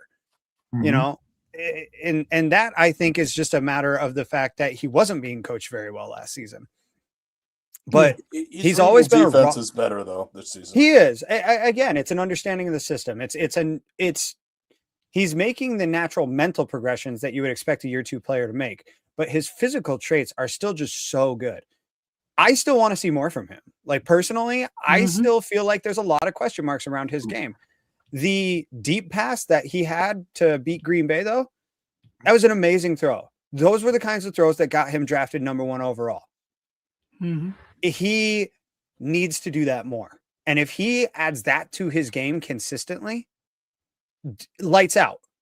I mean, and over the last 2 weeks now, I feel like that Browns game, I feel like, is when it started to, actually, I feel like it was the end of last Packers game, and then through the Browns game, and now through this game, what are we not talking about anymore with him? Who's talking about his accuracy lately? About him missing these high throws, about him not hitting receivers where they're supposed to be? All of a sudden, he and the receivers are getting on the same page. So this inaccuracy is not actually inaccuracy anymore. And that's something that I think is more a product of the receivers, not a product of Caleb Williams. But at the same time, I just think overall, he is who we thought he was. And I'm okay with that. I don't need him to be anything else. I want him to be the talent that he's always been. I want him to show everybody that he can make any throw, and that he's cocky enough and arrogant enough to make any throw. So, yeah, like I say, I think maybe that's what it is too. His weaponized arrogance. Like, that is something that I love with him. You don't... He carries himself in such a way that, like, I don't know that we've ever had a guy this likable in Chicago that is this full of himself at the same time. Yeah, I wouldn't say he's full of himself because that kind of implies that he's unlikable. Right. I want to say this in the right way, but it's kind of that Michael Jordan air. And I mean, don't get me wrong, this kid has a ton to prove still. But that ability to basically just say, yeah, put it on my back. It's cool. You know, like if I got to carry this, I will. It's a what I liken it to is it's not an arrogance. It's a confidence, right? But it's a situation where he's unapologetic about who he is, right, and what he's capable of doing. And I like that. I like that part of it. When you're unapologetic, you got to be unapologetic about who you are. Like, I don't care. I'm this guy. This is what I'm gonna do. This is how I can throw the ball. I'm gonna do it like that. You know what I mean? And when he's unapologetic, now of course he's, like you said, he's coachable, right? That's the thing that stands out. But at the same time, he hasn't lost the air of confidence that he has, and it's shown. You can see it. It shines through, you know, just by little things. It doesn't have to be, hey, you go out there and boast about how great you are, but it shows when he puts his hands in his pockets after that throw. You know what I mean? That shows, that's hey, it. I'm that guy. You know what I mean? I'm unapologetic. That was the first about it. thing I noticed on that play too. Yeah. I'm watching the replay with one of my coworkers after the play happens, literally minutes after it happens. And I go, dude, look at what Caleb does after he throws this ball. Look at what he does. And he goes, that dude just shrugged him off. Like, he puts his hands in his pockets and just like, I think the only thing that would have been more cold is if he straight up just turned around and walked to the sidelines after throwing the ball. Like, if he had just said, yeah, that's it. Bye, guys. One of my favorite scenes in a sports movie is the first Creed movie with Michael B. Jordan, when he knocks that guy out, and as they're counting to 10, he's taking the tape off his gloves because he knows that guy's not getting gonna get back up. That was a great scene, man. All right, you know, when I play this video, you know what it means? This one.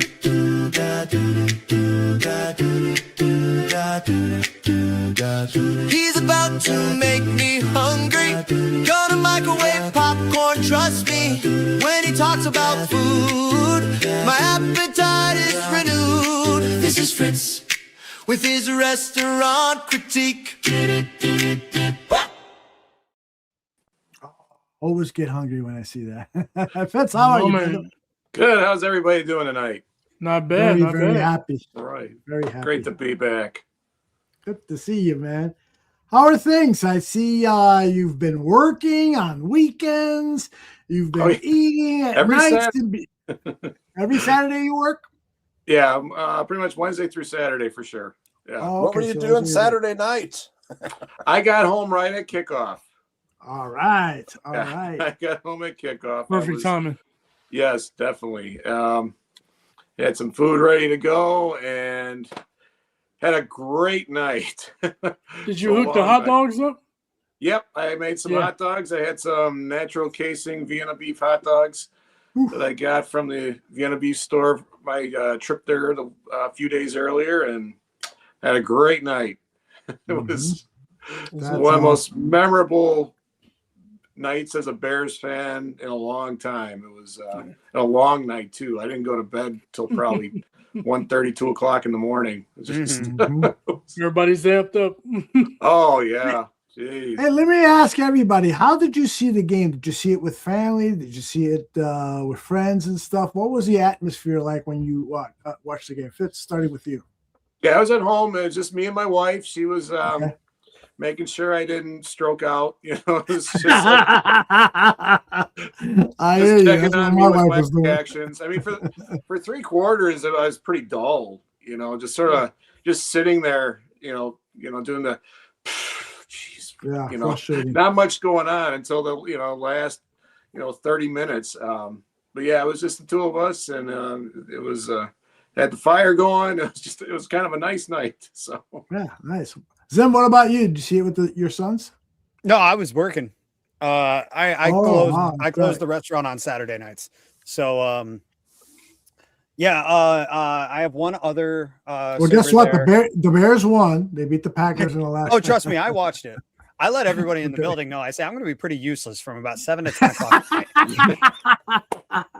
And then the boss is going to, where's the boss? I want to talk to the manager of this place. He's watching the Bears game in his office. Oh no, I do it on the floor. It's cool. No, what I genuinely do though, I have a system now. I've been working there all season long. So, we've got 30, 40 TVs, something like that throughout the restaurant. So, I set them all so that, there's games here, games there. But when the Bears specifically come on, I make sure that from wherever I'm standing in the building, I can see the game, including from the kitchen.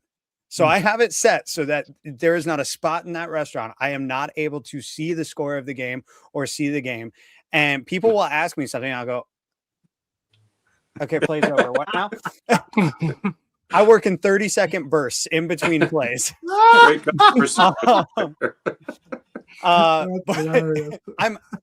I'm kind of being facetious on this, but I hope you are. at any rate, so the game this week, I was walking back and forth from the bar to the kitchen, doing a few handfuls of things while watching the game. And then when they hit the 33-yard pass to Dobbs, I sent a text to Tooch. I said, that's not just the game, guys. That's the season. That's it. And I walked away, and I kind of stopped paying attention. I didn't truly stop paying attention, but I kind of stopped. My work became the priority, not the Bears game. And like I say, I have one server there who is also a Bears fan.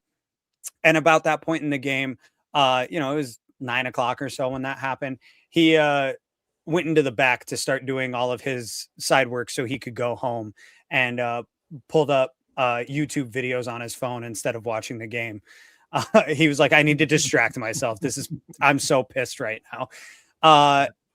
And so I'm meandering about, and all of a sudden I look up and I'm like, oh, they're about to kick a field goal. Okay, that makes it a 1-possession game, actually. Well, let's see what happens on the onside kick. They recover the onside kick.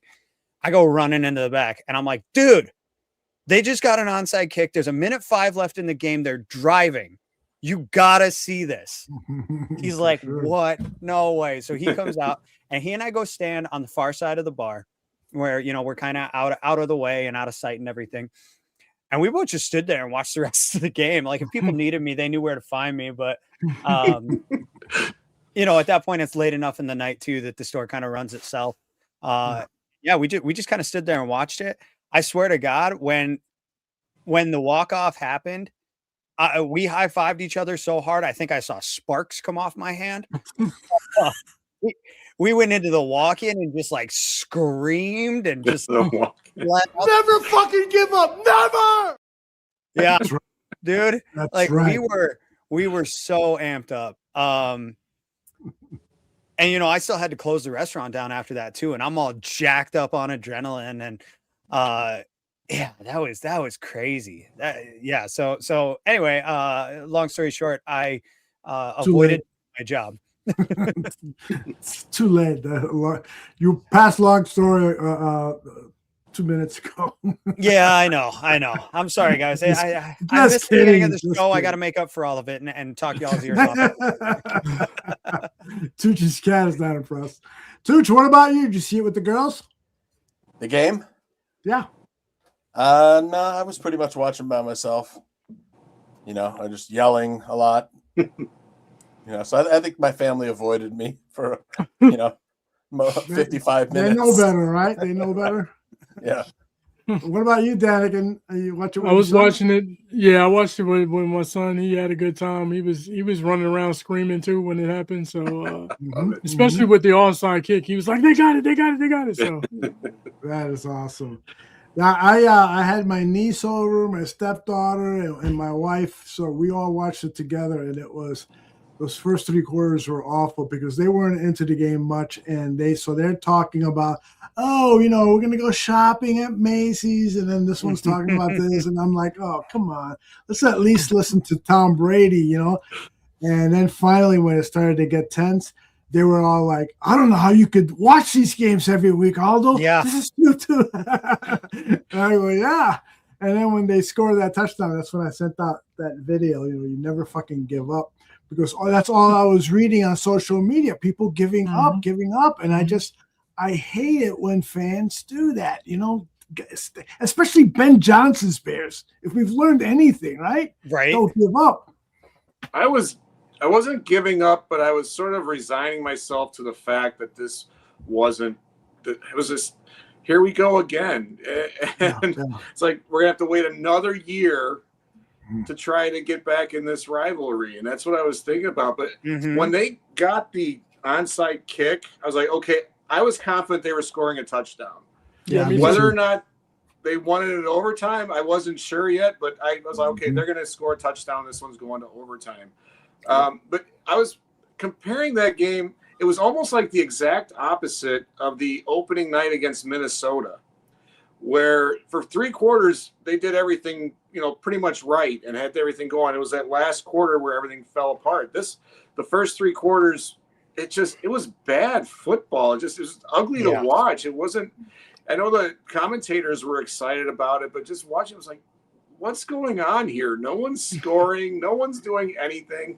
And then the fourth quarter was just magic, especially the last 2 minutes. And then overtime, it was one of the most satisfying victories, I think, especially from the regular season standpoint, that I've ever watched from the Bears.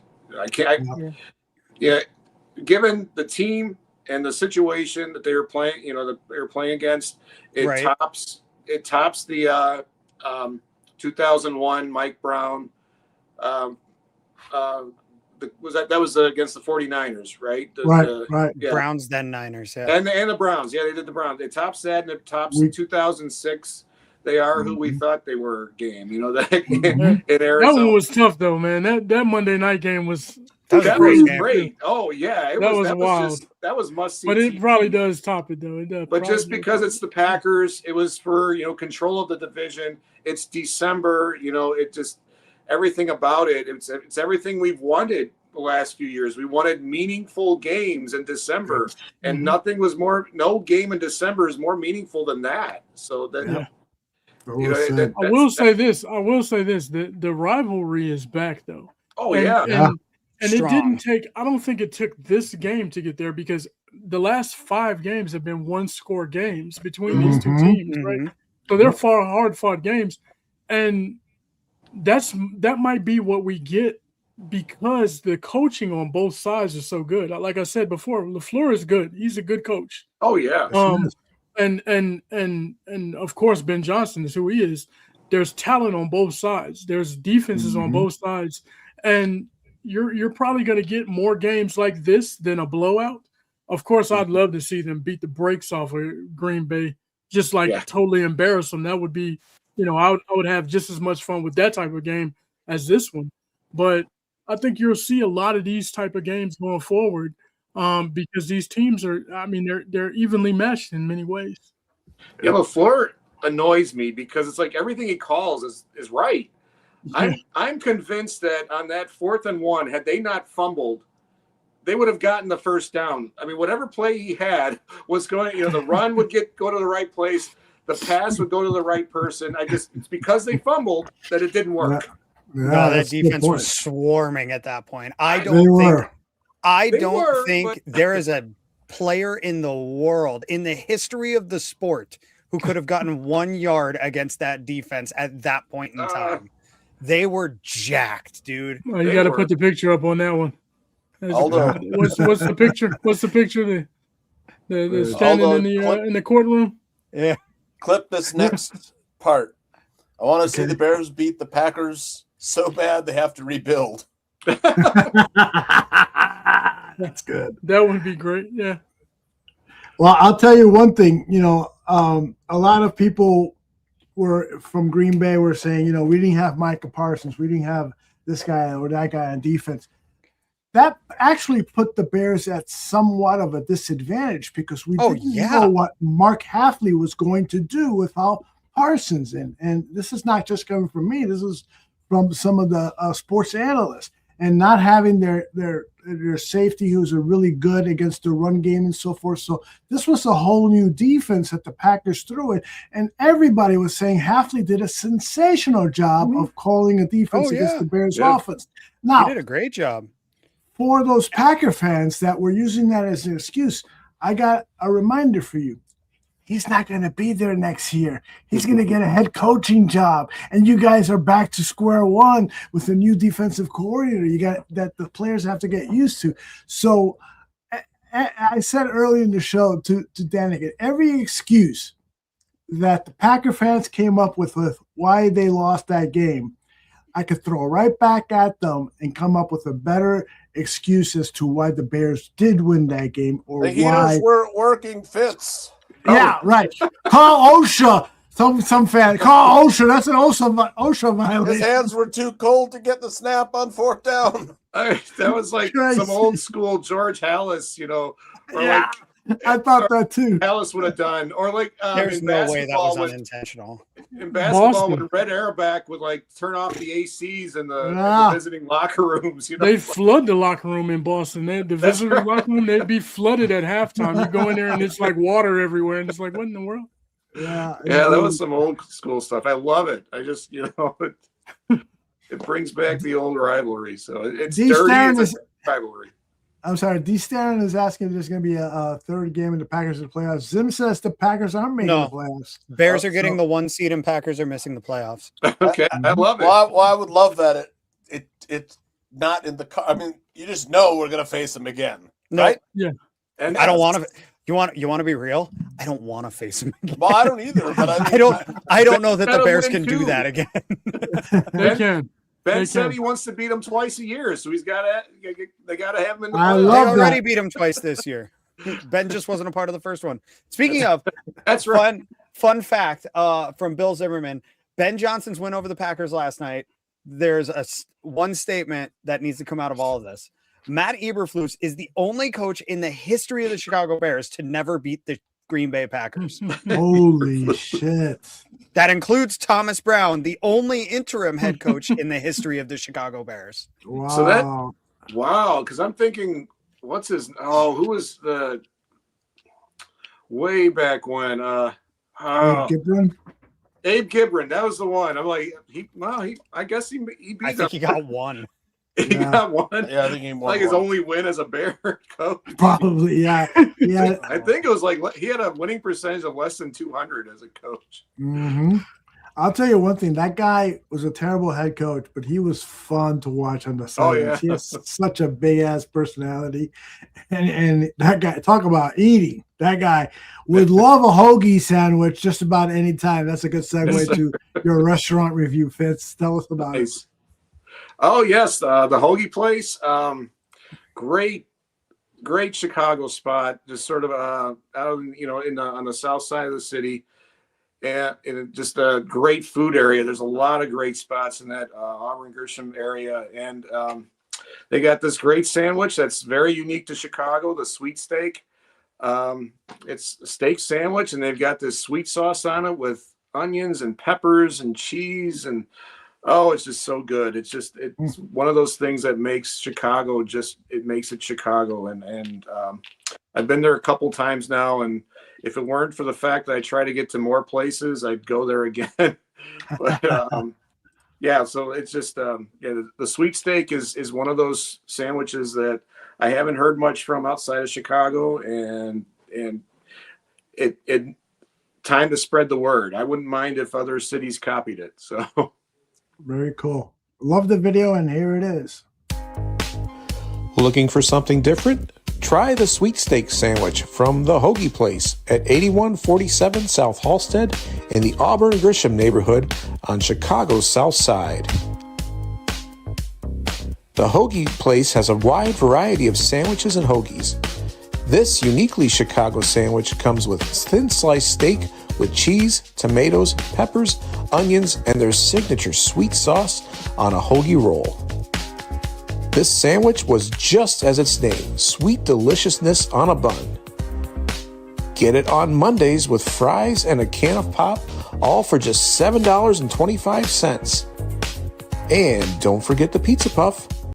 With fries, it's just $4.95. Overall, the sweet steak was a smash and gets a 321 on the Fitzometer. That's the Hoagie Place at 8147 South Halsted in Chicago, Illinois. Where should I eat next? Comment in the replies, #FitzMagicEats, and don't forget to see all my reviews, like and subscribe on my YouTube channel at FitzMagicShy. Great Man, sandwich. the price of that is insane. $7.25. They've got That some is great insane. deals over there. Yeah. Man, wow. How do they do that? I don't know. Well, there's not much to it. The building's kind of small, and just there's not a lot of overhead, I guess. But it's just one of those. It's sweet, it's savory, it's it sort of satisfies all of your appetites in one, and if you haven't dipped in the jus. No, that's the sauce, man. Okay. That's just They don't dip it like Italian beef. No, you ask for the sauce on, they just put it on there, and it's a messy sandwich, and throw some of that sweet sauce on the fries, and it's deliciousness, and I need to get back over there because I got to get one. But yeah, it's just one of those things where Chicago takes something, a steak sandwich, and makes it their own, like just like a deep dish pizza, or and where Chicago is undefeated in that regards. It truly, truly is one of the. I mean, I've eaten in Vegas and Paris, all over the world. Not not every place all over the world, but Chicago food is right up there with any of the best food cities in the world that I've been to. Great town. Hey guys, I got to wake up early because I told Tooch this. I have an 8:30 meeting with a psychiatrist tomorrow as part of my rehab. They want to make sure that I'm in good spirits and not being an asshole. So I'm going to show them this video. Never fucking give up. Never. Maybe that's why you have is that why you have the meeting? Is that, just all that video was like, hey, bring him in. It could be because they didn't mention anything about a psychiatrist until after that was hit social media.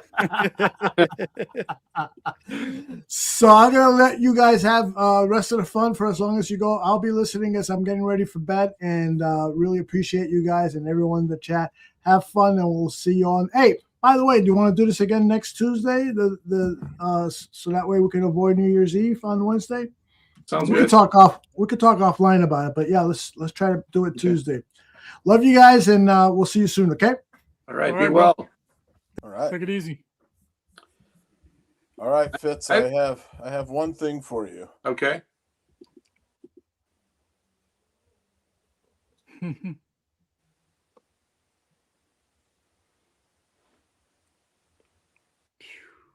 I haven't seen this, so this is good.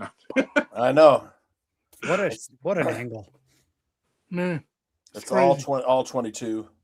The Packers fans think he didn't catch that ball and that it matters. Right. Yep, we'll never know. Just like we'll never know who sabotaged the heaters. Yep. Yeah, just like we'll never know where Jimmy Hoffa is. You know what's crazy is Packer fans complain about that, but when and it's not the Bears, but when the Cowboys, Dez Bryant caught that ball, took 3 steps and ran into the end zone and placed the ball on the ground, they called that an incomplete pass and they benefited from it. I don't hear them complaining about that. You know what I mean? This is it's crybaby mentality, bro. I really can't stand the Packer fans at this point. They finally lost one of these games, and they don't know how to handle it. No. They don't know what to do with themselves. I mean, Entitled Town USA is burning to the ground as we speak because they don't know how to not be so entitled. Mm-hmm.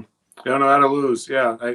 What a horrible thing to have to endure. It's like 30 years winning, like trying to figure out how to win. They were all in on this season with Micah Parsons, they're trading away the first round draft picks. Yeah. Go ahead, Zim. And Bears fans have relished in it. My mom literally just sent me this article. Speaking of those cheese grater hats from earlier, more than 3,000 of those have been purchased since Saturday's game. I mean, Bears fans are eating it up, and Packers fans are completely beside themselves. I mean, if they hadn't married their sisters, they wouldn't know who to turn to. Jesus. Well, I don't know what's so funny, guys. I mean, it's a natural Wisconsin thing. The Lions are what, 7-7? The Lions? No, the Lions are 8-7. The Lions are 8-7. The only way that the Lions can make the playoffs is if they win out and the Packers lose out. Mm-hmm. Only way. And you know what I think would be hilarious is if the Packers lose, or rather, if the Packers lose against Baltimore this week, the Lions handle business and win their game. And if the Bears lose to San Francisco, they now no longer have a shot at the 1 seed. So sit all the starters, sit all of them, play the third stringers, man. Let Case Keenum start the game.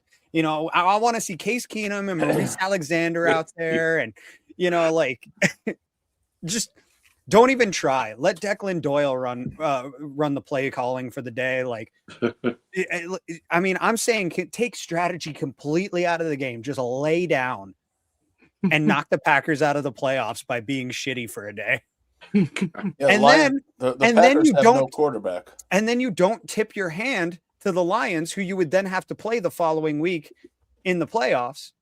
And you can come out in full strength, probably with Kyler Gordon back on top of it, and knock the shit out of them and say, hey, Dan, you know how you went 2-0 against us?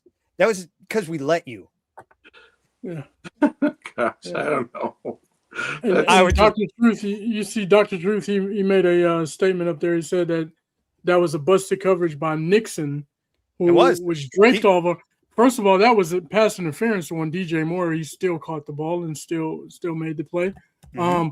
He also got burnt by Jade Walker. That was a busted coverage completely there. Lost. And Keyshawn Nixon is also the culprit behind the evil, nasty, disgusting, dirty hit to DJ Moore in the back when he's just standing there and the guy runs up and just nails him in the back.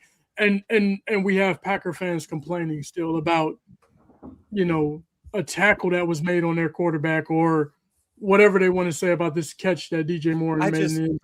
The Jordan Love thing, dude. He saw a grown man coming at him and just pissed his pants. Like, that's all that happened there.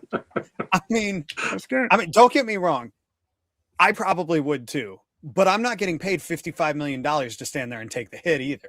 So same thing with Romeo Dobbs. That's why he dropped the ball on the onside kick. That big pillow on his helmet, right?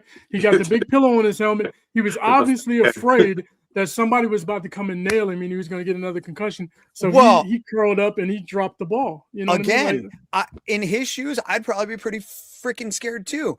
None of his teammates blocked for him. One dude put a hat on a hat. Literally, I mean, go watch the video of it. There are dudes literally standing there just watching the play happen. And it's like, what are you doing? Go put your hands on somebody. Go. I mean, oh my God. Oh my God. I'm mad about it. And I hate the Packers. And I'm so mad about the execution on that play that like every one of those guys should be benched. That was absolutely atrocious. You left your teammate out to dry. Like, you want to know why the Packers have bad special teams? It's not because of Bisaccia. It's because they've got guys at the bottom of their roster who don't belong in the NFL, who are just collecting paychecks. Like, that's what it is. They've in a contact violent sport like that, you can't afford to have guys who are just showing up to work to collect a paycheck. And that's what it looked like they were doing on that play. I'm just glad it's somebody else that looks like that instead of the Bears. Right. Exactly. I mean, last year, not just last year, but in so many years past, that's what we were saying about the Bears. Like, look at everybody just standing around and no one's put your hands on somebody. And it's somebody else is doing that now. And it's kind of refreshing in a lot of ways. It's just, I know you're angry about it, Sam, but. Well, I mean, and I'm angry about it from a football fan standpoint. Yeah. You know, from a Bears fan standpoint, I mean, good. Fuck them. Like, they should. Like, that's about the effort I would give the Packers too. You know, I was literally thinking about it during that game that like I play Madden and like I love playing like superstar mode and stuff like that. And if I have a player that like I build up and take through college and he gets drafted to the Packers, I just delete the file. I'm like, I'm not playing this guy. Like, don't save it. That's it. I'm just like, oh man, I just like it's a whole thing. It's something I'm not used to either. You know? That's it. They usually try so hard. The Lions are an interesting story for me right now. You want a fun fact about the Lions right now? Dan Campbell and Ben Johnson have the same amount of wins as a head coach when they are not coaching together. Mm-hmm. Dan Campbell, in all of his years of coaching, has 11 wins without Ben Johnson as a coach on his staff. How many? Yeah, he's only got 8 this year. And 7 He has losses. 11, 20, and 1 without Ben Johnson on his roster. Wow. Yeah, that's why the Lions are an interesting story currently. We all saw this coming. They lost both of their coordinators, and I mean, it turns out that Dan Campbell might actually just be a glorified cheerleader. That's what I was about to say. Campbell's a salesman of Ben Johnson and Aaron Glenn. He's a great leader. He really gets his team to believe in him and what he's doing. And I think they've got a decent roster, but I think that Glenn and Johnson were elevating that roster to a level that was unsustainable without them there. They lost a few guys on the offensive line, didn't they? They did. They got 3 new interior linemen, just like we did. Yeah, the Bears got 3 new interior linemen too. Like, I'm just saying, you know, they almost had Frank Ragnow come out of retirement, but he couldn't pass a physical. It turns out his hamstring was detached from the bone. I don't know how, like, you don't feel that, but and the guy says, "I'm ready to go play football." They had say, the dude, your hamstring isn't defensive there. back carousel like we did. They've had injuries in the secondary. Yeah, the Bears have had that too. And I'll say this Wright, about Detroit. I'll say this about Detroit. Detroit, you know, whenever you lose, and I said it before at the beginning of the season, I got Detroit Lions. He's my best friend. He's a Detroit Lions fan. And I told him, you lose your offensive coordinator, you lose your defensive coordinator. There are going to be some ramifications of that, right? You're not going to go. You were 15-2. I guarantee you're not being there next year at 15-2 because 15-2. you lose. You know, you lose. You're 15-2. Yeah, and you lose those 2 guys, and then you got a different offensive line. There's a lot of moving pieces there, and when that happens, man, you know you're going to take a little tailspin, and that's what they've done. Of course, they've had injuries, but like I said, we're the most injured team in the league by far. You know what I mean? We've got the most missed games due to injury. So I don't feel sorry for anybody in that situation. And when you were good, you're going to lose some coaches, you're going to lose some players and things like that. That stuff's going to happen. So you got to deal with it. You got to constantly be recycling things. I'm so excited about the Bears situation because Dennis Allen, he's not going anywhere. He's already had 2 stints as as a head coach, and it didn't work out either time. He's there until the Bears decide otherwise. You know, they might lose some position coaches along the way, and it'll probably hurt, but it's going to hurt a lot less than losing your entire defensive coordinator. If you lose Declan Doyle, your offensive coordinator, well, it's Ben Johnson's system anyways. Like, they are in a really, really good position. Not to mention Hightower's stuck around through 3 coaching staffs now. Like the guy, I mean, I think he's as safe gets. The person you've got to worry about the most leaving this organization is Ian Cunningham. And there's a lot of attention being drawn to him lately as, you know, does the Bears' success mean that Ian Cunningham finally gets a GM job? And it's like, are we just forgetting that he's the guy who withdrew his name from all these GM jobs? He didn't get passed over for these jobs. He said, I'm good, thanks. But at some point, he's going to want one. And when he does get the opportunity, though, the Bears are going to get some compensation for that. That's it. And I'm excited about that. but I think that we're really jumping the gun by just assuming that he's going to want to go take a GM job. I think that he's going to be just like Ben Johnson and wait for that perfect opportunity to open up where he says, yeah, I can do something here. You know? Yeah, that might be right. That might be right. My thoughts on the Lions. J2K, he turned down the Jags job. He withdrew his name from the candidacy. Sorry, let me just get this point out. Sorry, Tim. go ahead. To me, the Lions are fascinating because it's a case study in how long a playoff window stays open. And we have the reference point to Ben Johnson being a part of the Lions as well. So, in your opinion, I mean, to me, the window's it's almost closed for the Lions. What do you guys think? That Dan Campbell quote is going to, especially if they start off poorly next year, that Dan Campbell quote is going to be circulated everywhere. That might have been it. You know, I felt like he knew it when he said it, that he spoke that into existence. You know, you don't say that shit. Like I say, I think he spoke it into existence, and I think that he's going to eat some crow on that one. So it's about a 3-year window, which is pretty good in the NFL. What do you think, Fitz? Closed, open, closed? I think it looks like it's closing, but it can be reopened. I think it could just take some adjusting here with the lineup because they still have some very good players on that team, and they have. Jahmyr Gibbs, I mean, he's one of the top play break. I see Jahmyr Gibbs as the only true star power player on that team. Yeah, Williams. Aiden Hutchinson is a damn good pass rusher when he's healthy, and he's never healthy lately. He's coming off the injury, but Amon-Ra St. Brown, he's top 5, top 10 in the NFL. He's been terrible this year. Jameson he literally Williams cost them the game this week. He literally is the reason they lost the game. He's still Jameson Williams. And what about Jameson Williams? Jameson Williams is Xavier Worthy. He's Isaiah Bond. He's Josh Cribbs. He's Devin Hester. He's a one-trick pony. He's a good ball player. Just hasn't put it on. No, he's a good player. And he's a good player because if you go back and you look at it, a lot of people were comparing Luther Burden. Now, if we're high on Luther Burden, how can we say Jameson Williams is trash? Doesn't make sense. I think they're completely different players. Burden has similar. They're very similar players. I see. To me, and this is just the way I see it, Jameson Williams is a speed burner. He's a breakaway kind of guy, whereas Luther Burden is a make you miss kind of guy. I equate Burden more to like a Deebo Samuel type player. No, I mean, he's not that type. Slimmer. Yeah. You know, he's not built like Deebo. No, he's not built like him at all. I just, and again, neither is Burden.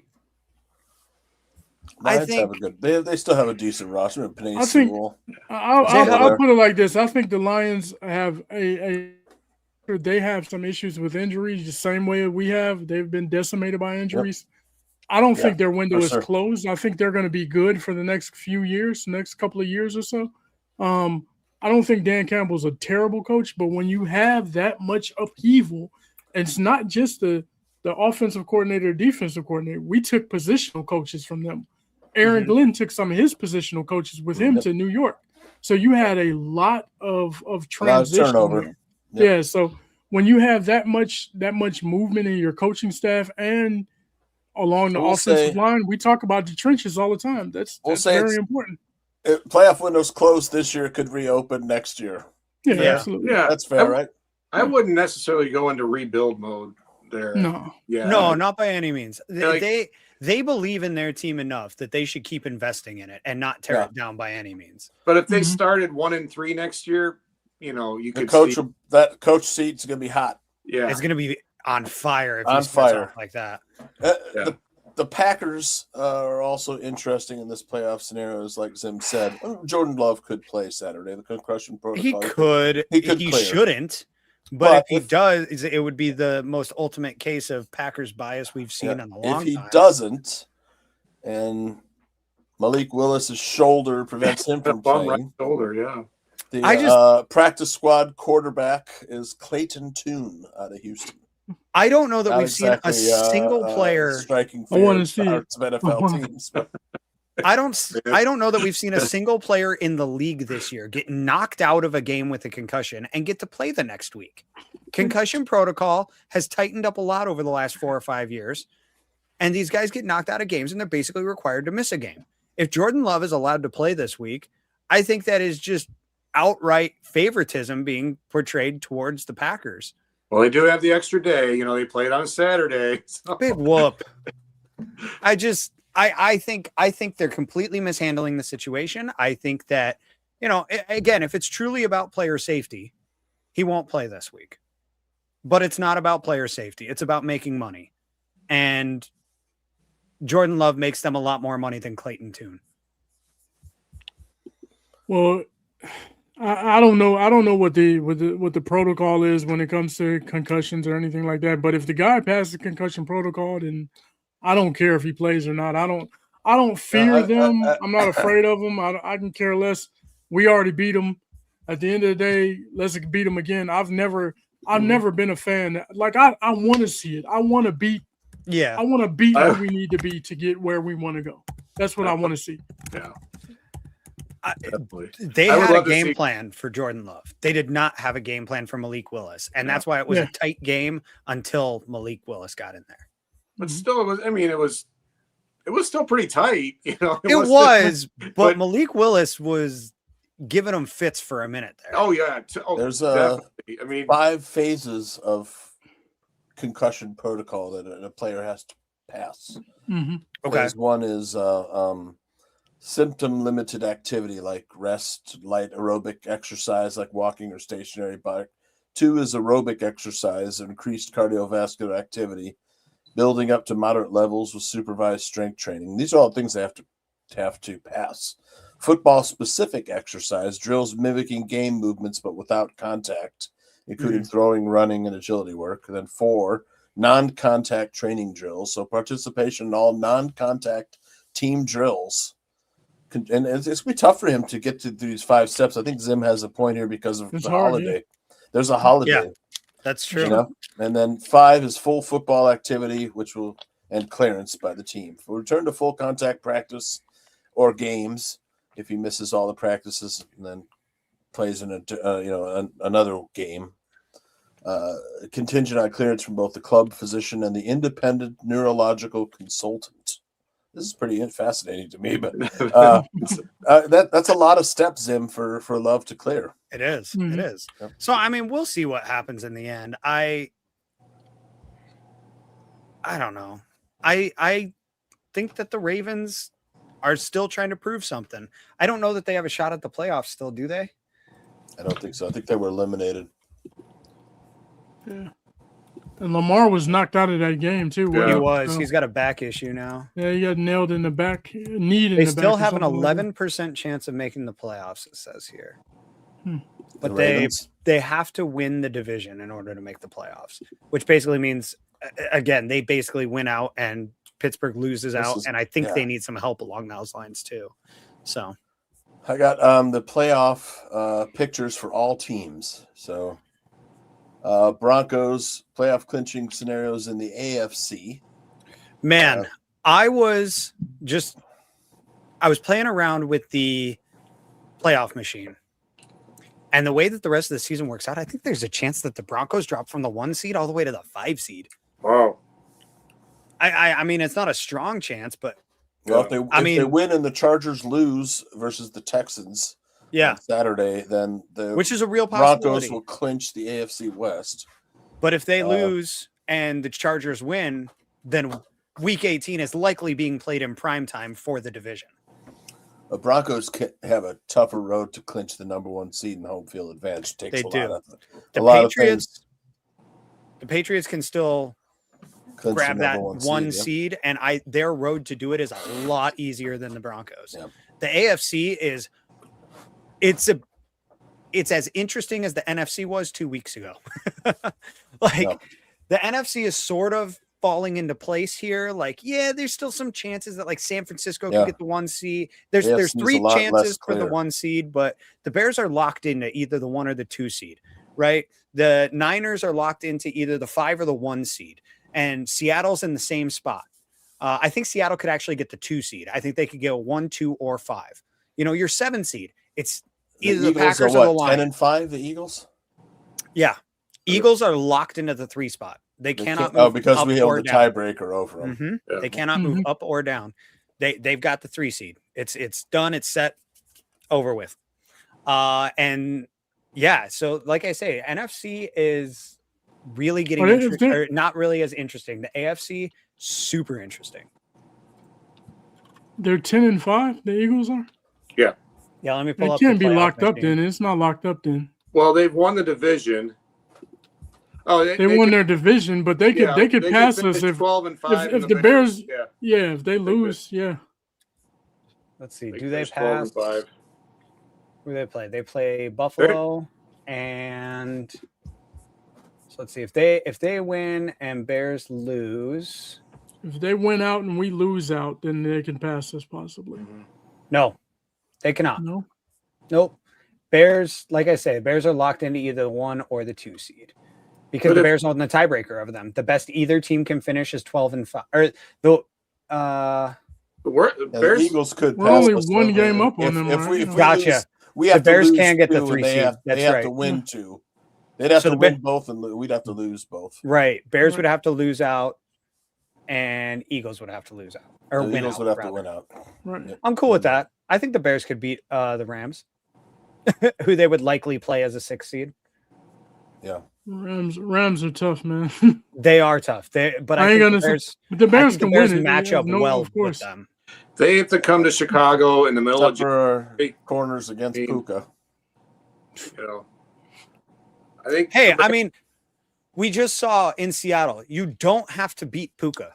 You have to beat Stafford. If you can beat Stafford, you can win. Puka can do whatever the hell he wants. As long as you can stop Stafford at the end of the game, you can win. Yeah. I think the Rams in Soldier Field on a cold January night, they might look a lot different than they do normally. That is true. That is definitely. Man, and with all these stadium talks, I almost don't want them to leave Soldier. Watching this this bear weather really take effect. Yeah. I mean, all you got to do is look at when the Bears made their run to the Super Bowl, right, with Levy. Who did they beat to get there, right? You had the Saints coming to town. The Saints in the first half of the game, they played excellent, right? They were playing well. And the second half, it's like they got super cold and they did not want to play anymore. They didn't want to hit. They didn't want to tackle anybody. And the Bears kind of ran roughshod over them in the second half. And that's how we got to the Super Bowl. So that weather outside, the Bears are used to it because they practice in it, so on and so forth. Other teams coming in here, they're not used to the cold. They're not used to the wind. And take anybody. If you bring anybody to Chicago, I remember my brother-in-law, you know what I mean? I brought him to Chicago one time, and my sister's husband. And when he came to Chicago, he was like, man, this is different. You know what I mean? Yeah. Just because of the way the wind blows, he said it blows through your body. It's different. So, those teams that come and they got to play in that weather, you got to come through Chicago, man. Santos played those field goal kicks, man, perfectly. There's one he was like started off. It was like throwing a hook for a strike in bowling. That one looked like a Fernando Valenzuela screwball. That's one of the first other way. But can I give I a mean, shout I out got to to both take kickers? back everything I said about Santos this season. Yeah. Can we give a shout out to both kickers? They were 6 for 6. Yeah. they were the best players on both offenses. It That was the worst conditions I've seen all year. Yes, none of them missed anything. So it's crazy. And McManus has had his troubles this year for the Packers. Yeah. If the Bears could still fall to the 7th seed there, Vizzo Joe. It's true. If we lose out and the Packers win out, they will win the division. I don't see that happening. I could be wrong, but I just don't see that happening. Let's win Sunday. The only thing the Lions have to play for in Week 18 we win is and we pride. clinch the division. Nobody can win the division if we win next Sunday. But, I mean, look, I watched some of that game last night, and the 49ers offense is really clicking. Their defense may be beatable, but that offense is tough. Don't know the state of George Kittle's ankle. We may be catching a break. And the former Bear Jake Tongas line up at tight end for the Niners. Yeah, but their schedule as of late, if I remember right, has broken favorably for them, aside from that Seattle game where they made Darnold look absurd. Yeah, let's see. They won 5 in a row, is it? Yep, 5 in a row. They've won 7 of their last 10. Look, they lost to the Texans, who I think still have a chance to win the AFC. They're trending in the right direction. Or they could win the AFC. I think the Texans with that defense. I mean, look, Jacksonville is dangerous. I think they're really playing their last 5 games. You know, this 5 game that Brock Purdy's won. It's been Arizona. Yep. Who is not a good team. Carolina, who, they're on the up and up, but they're a beatable team. Cleveland, who everybody's just having their way with this season. Right now, they're falling apart. Tennessee, who has been a dumpster fire all year long. And Indianapolis, who but the can't Titans stop a just nosebleed. beat the Chiefs. What are you talking about, Zim? What? Can we get back to the conversation now? Speaking of windows closed. Oof. No, the window's not closed by any Sorry, means.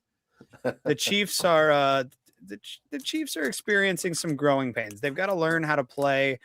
They've got to learn how to play with their roster that they've got now. They can't just go get everybody they want and surround Patrick Mahomes with all this talent anymore. And while they have done a decent job surrounding him with talent, you know, they've had to let a lot of it go too. And they've got to learn how to mesh together again.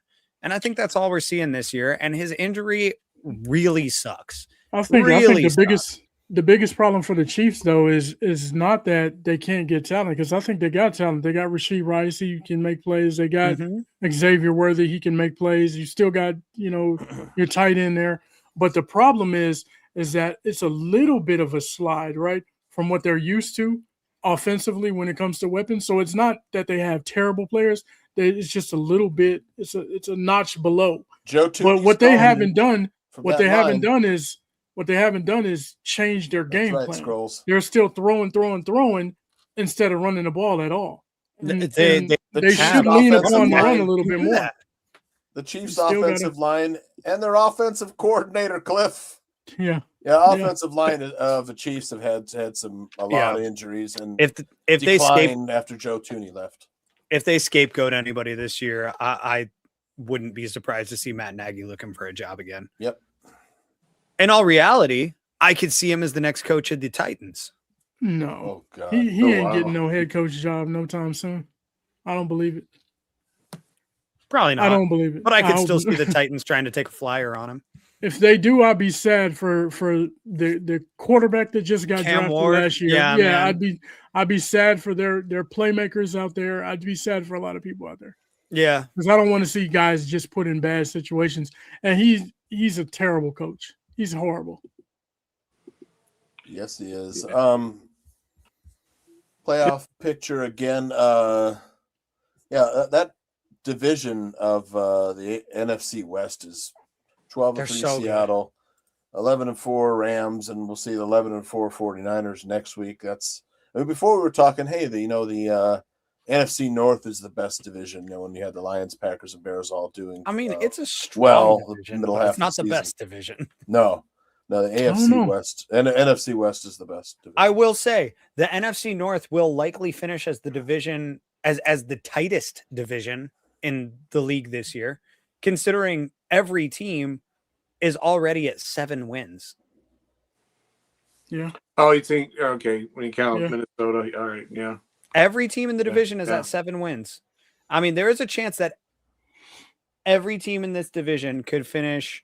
I don't think everybody can finish at 500, but I think, you know, everybody could finish near 500. Let's see. Is there a situation where everybody can finish at or above? Well, who does Minnesota have left? Minnesota has Green Bay and Detroit left. So 2 divisional games. So that's why. You know, well, so Detroit's what? They're at 8-7. So if they win this week, and then that puts them at 9. So Minnesota could win their last 2 and be tied with Detroit. No. Minnesota would lose to Detroit because they play this week, right? If Minnesota, they're playing this week. Okay, so they're playing Detroit in Week 18. Yeah, there is a possibility here. So let's see. I just clicked through on it. So if the Vikings win this week, if the Vikings win out and the Lions beat the Bears, every team in the division will finish above 500. I have 9 wins at least. Yeah. That would be insane. I don't think it happens, but that would be absolutely bananas. Yeah. That would be the best division in football, regardless of how many teams make the playoffs or whatnot. Yeah, it would be. Hey, It'd be interesting there. make a point. You guys had brought up the fact that the Bears have the most games lost to injury this year. Yep. When everyone's talking about how what the Bears are doing this year can't be replicated, they'll be the team that falls off next year. If the Bears come back healthier next year, wouldn't that mean they could probably do things? They'll This play is the better window defensively. opening. Yeah. They won't be hit by the injury bug next year. You would hope not, the way they are now. Have just a better all-around defense. Maybe they don't have as many turnovers, but they're stopping people more frequently as opposed to this year where they're just either giving up a big play or they're getting an interception. So it's like it's the comp isn't there. It's not like in 2018 where no one on the team got injured. And then 2019, everybody got injured, so that was a bad team. But it's kind of like the opposite. They're getting hit with the injuries, but they're still winning. I mean, nobody knows why they're still winning. But they I know someone who knows. Coaching matters. Yes. Absolutely. Our friend, she knows. Yep. Zim. Yeah, I mean, they get healthier in theory. No one knows for sure. But if they get healthier, and then, you got to imagine they're going to draft defense heavy. Yeah. And I mean, I would be assuming they draft at least one defensive lineman, probably at least one linebacker, almost definitely a safety, because none of their safeties are under contract for next season. So we're gonna see either extensions made or new players back there. Yeah, Kevin Byard will be extended. Right. Nishan Wright, CJ Gardner-Johnson, both guys that are on 1-year deals. Tyreek Stevenson, while he's not at the end of his contract, it'll be the last year on his contract next year. So you have to make a decision there. I'm not entirely sure who else on that defense is expiring soon. I think Noah Sewell is in the same situation. I know Brisker's expiring. Grady Jonathan Jarrett was Owens, a 2-year deal. Elijah Hicks, they're all out too. All of the safeties, not a single safety is under contract through next season. Correct. I almost think that you sign CJ Gardner-Johnson as a safety and you bring back Nishan Wright as a corner and you say goodbye to Tyreek Stevenson, which would really suck. But you could probably get a 4th or 5th round pick for him if you wanted to move on from him. You have to and get something for him before you have to extend him or lose him. Have to make the assessment on, and Ryan Poles will have to make the assessment on whether or not he thinks Nishan Wright is an ascending player. And I've got some stats here. Let me just see if I can. That's a good point. Pull these up here. Is this a flash in the pan or is this sustainable? That's right. the question. That's the question. So, I mean, the league seems to think it's not sustainable because he's not even in the Pro Bowl. How old is he now? Nishan Wright, I think he's young. He's only like 25 or 26. I believe he's 25. So physically, there shouldn't be any drop off. He is 27 years old. Okay. Still got some tread on the tires. All right. So, I mean, he's 6'4" and the fast length. as hell. The length is rare, Danikin, on Nishan. His former teammate Micah Parsons came out and said today that it was absolutely ridiculous that Nishan Wright didn't make the Pro Bowl. That's a guy that was arguably the 5th cornerback, in training camp, and ended up putting together a Pro Bowl season. Yeah, he was snubbed, but let's just say the numbers are Pro Bowl level. So 67 tackles, 11 pass defenses, 5 How many interceptions, tackles? 67. 6'7". 5 interceptions, 3 tackles for loss, 3 fumble recoveries, and 2 forced fumble, including one in this past game. That to me is an all-pro level. Ryan Poles has the decision to make whether or not he thinks that Nishan Wright can, this is the type of player he is. Is it replicable? Is he an ascending player? Is he better than Tyreek Stevenson, as Zim said? Yeah, he's been the one out there with. I would want to re-sign him. Is he sometimes caught out of position or trailing, because of a lack of speed, maybe? But man, the turnover potential. This is like what was the Bears cornerback that was the interceptor? Nathan Vasher. Wasn't the best Jennings. cornerback, but man, he got interceptions. And he was little, man. He was like 5'7", man. He wasn't that small, but yeah, he was small. No, he was. He's like 5'7", 5'8". No way, Vasher was I think that he was small. like 5'10", but he was just a playmaker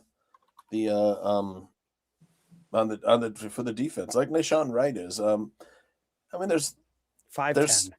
That's what I thought. 5'10". 5'10". Yeah, he looks smaller than that. Meaning I stood next to him. I was gonna say I stood next to him, and he's shorter than. He's way short. I think he's shorter than that. In NFL terms, 5'10" is more like 5'8", but yeah, probably. I'm 6'1", and I was like, there ain't no way. But yeah, definitely. I mean, are we all in agreement he was snubbed? I mean, he should. 100%. He'll be there once the alternates start rolling in. The problem is, it shouldn't have had to get to that. Who even made it at cornerback? I genuinely don't even know, and it pissed me off. For the NFC, it was Quinyon Judd, Quinyon Mitchell of the Eagles, and Cooper DeJean, guys who made it off of name brand recognition more than actual talent.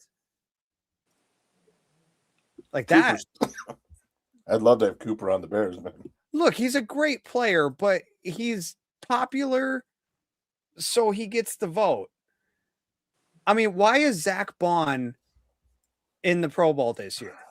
He has been not the same guy he was last year. He's been good, but he is not playing at that level anymore. Jack Campbell, another guy.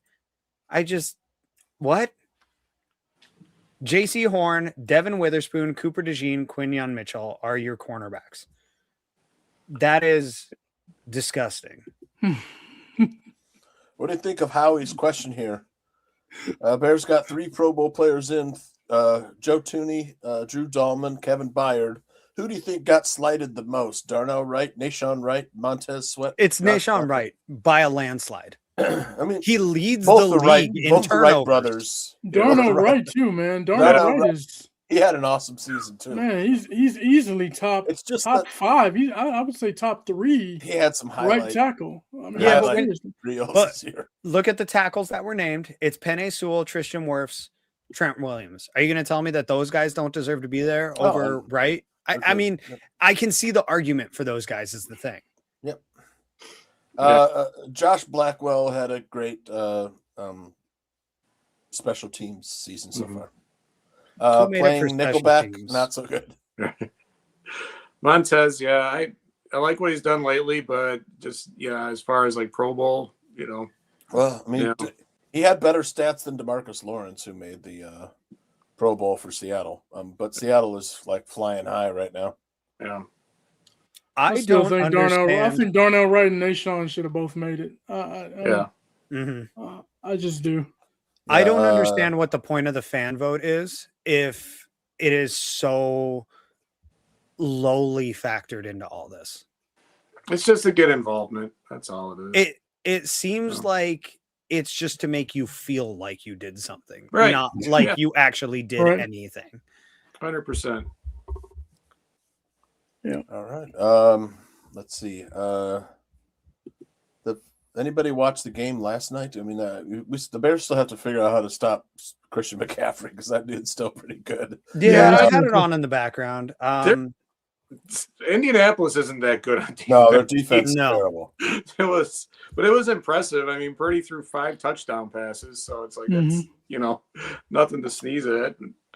Phil Rivers looks like he was in a softball league coming into the game, but still was throwing touchdowns. So you could argue DeAndre Swift had a pretty good damn season, but I mean, you got players like Jahmyr Gibbs and Bijan Robinson,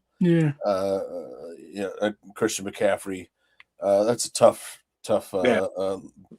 jump to get ahead of those guys. But Monangai has like 685 yards rushing.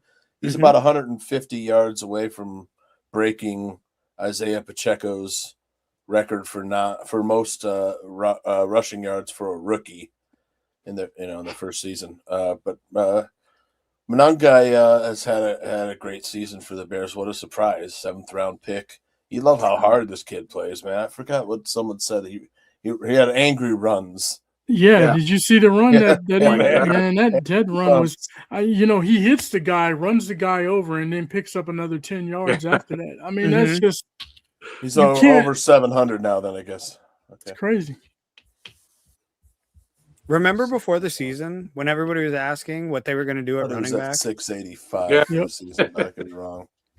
I just love that. Like, we came on this show and everybody said, "What are they going to do at running back? What are they going to do at defensive end?"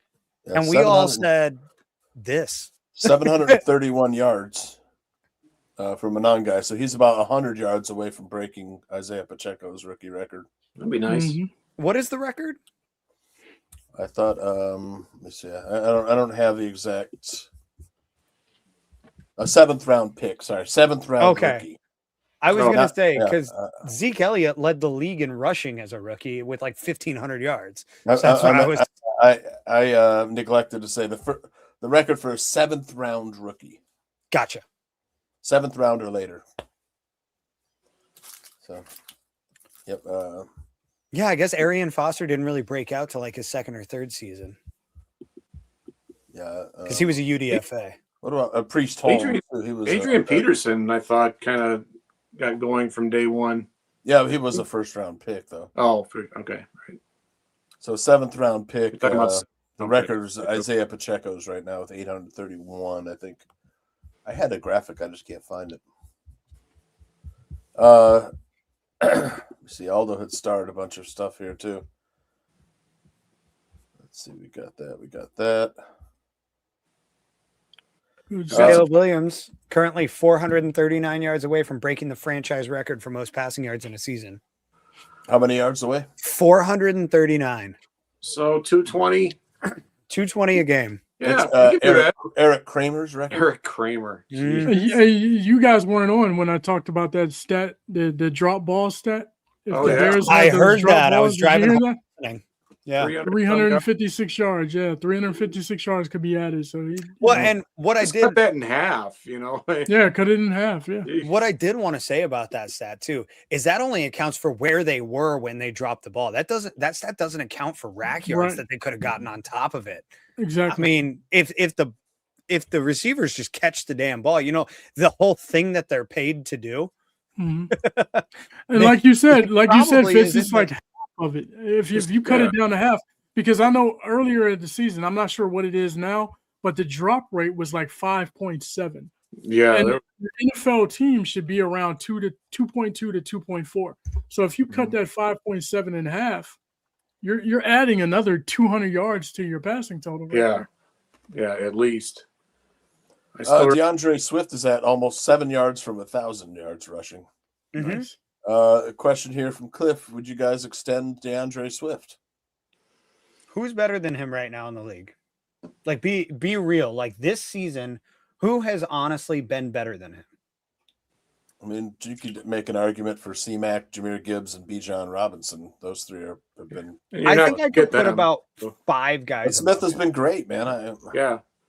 It was always about the line for him, about the O-line. You get a good O-line in front of him, he's going to get yards, I think. Yep.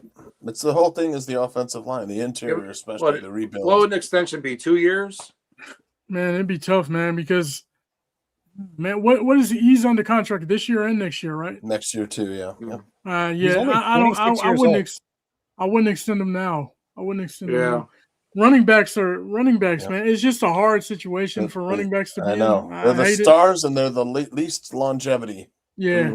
Yeah. It's a shame. It's tragic, really. You mess around and extend him. He's already got this year, next year on him. I mean, maybe you extend him at the end of next year if you don't have a choice, but I don't even see that happening. I see them moving in another direction, especially since you got Monangai. You can just go and draft another guy, and hopefully he's another Monangai. Monangai doesn't have that great of hands. No. What I'm saying is you're gonna do a one. It's always gonna be a 1-2 punch. 1-2 punch, right?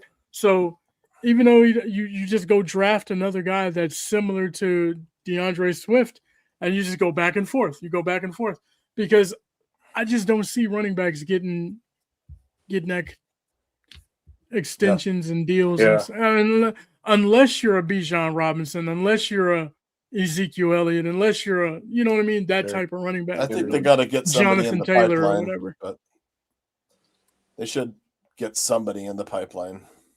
I hate to say it. I'd like to see him get money. You know what I mean? Next year, they have to fix the pass rush. I imagine, whether it's draft or free agency. That to me is a huge need, and you can never have enough cornerbacks. Correct. They'll probably draft a safety as well, being that, like Zim said, there's none under contract. Yeah. So I mean, that's 3 picks right there devoted to defense. I would throw somebody in the trenches, of just a monster in the middle. Mm-hmm. You know, and Billings is out of contract. Maybe I think he's out of contract, isn't he? Yeah. And I don't know, are they gonna keep he wanted Grady to retire. Jarrett? Yeah, Grady Jarrett's, and you have to get some defensive tackles into the pipeline. Yeah. Yeah. Let's see here. Yeah, Swift is 7 yards short, Cliff. Yeah, we're not drafting a first round running back, Pilgrim. No. I would say there's a very small chance. I mean, what if Jeremiah Love drops all the way to 27? You know? Yeah, or 32 or whatever. Yeah. I guess it's time to confront the elephant in the room. You know? Oh, no. What? Well, just about 5 hours ago, Brad Biggs, referee Alex Moore and his crew will work the Bears 49ers game from Levi's Stadium. You might remember that name because he handled the Week 6 game at Washington. They have thrown the most penalties of any. That was back when we were talking about how many penalties the Bears were having. Well, 12 for they're about to have a whole bunch more. Yeah, probably. Jeez. A ref show this weekend. Yay. Well, it's time to confront the elephant in the room. What if, Fitz, the Bears can win the Super Bowl? Can they? Yes, they can win the Super Bowl. And I'm on the Super Bowl train right now. Let's just go. Let's ride this thing out.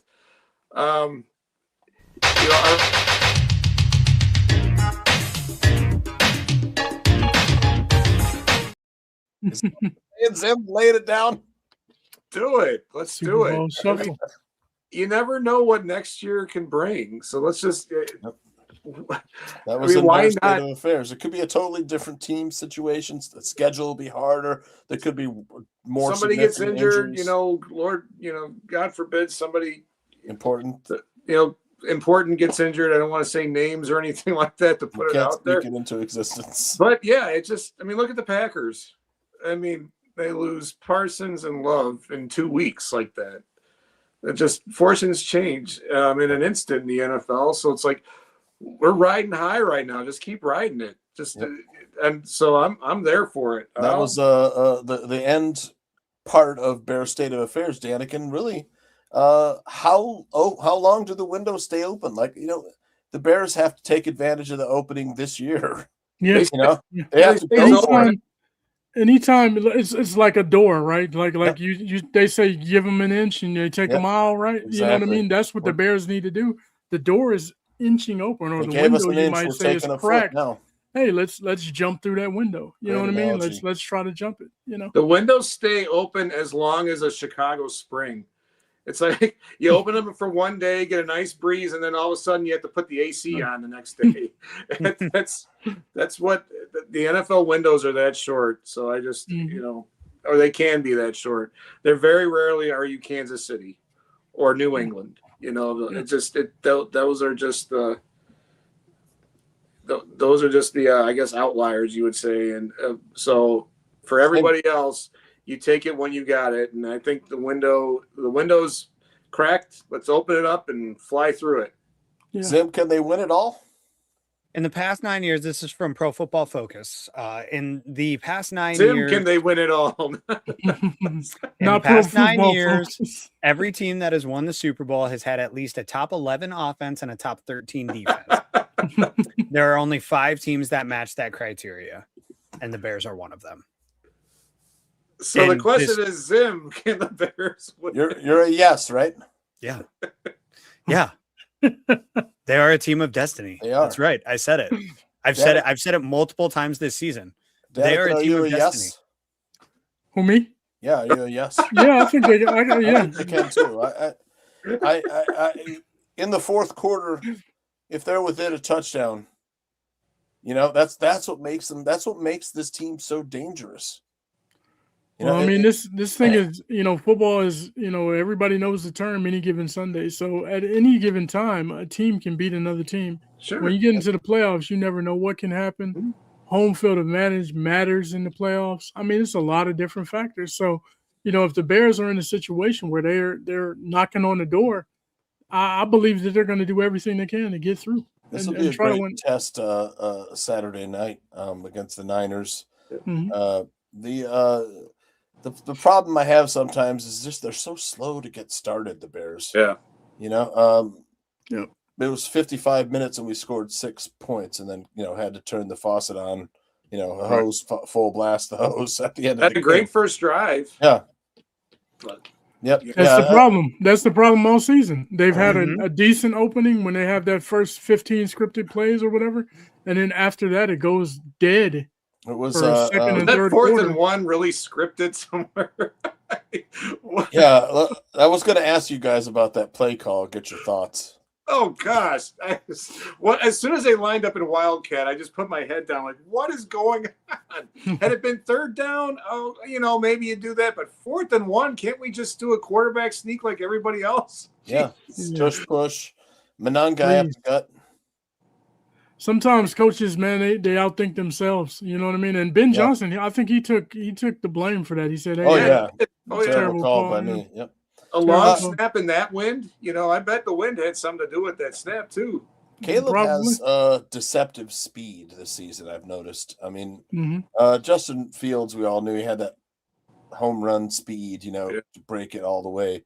But man, Caleb Williams is pretty freaking fast. I mean, he's able to outrun a lot of defensive players, and whether he's just picking up the first down, getting out of bounds, or avoiding the sack. He's turned on, the Jets a few times, man. It's been on that drive he did where he scrambled 2 back-to-back plays. Yeah, back-to-back plays. And his strength too on a quarterback sneak. I'd put my money on him every time.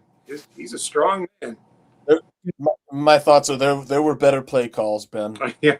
The play call. Definitely. I texted you in the moment. That's the one thing that you like, though, is that he owned it. You said it was a Matt Nagy play. Yeah. Nagy-esque. Yeah. I in the moment, I said, what a Nagy ass play call. Probably would have worked with a good snap, though.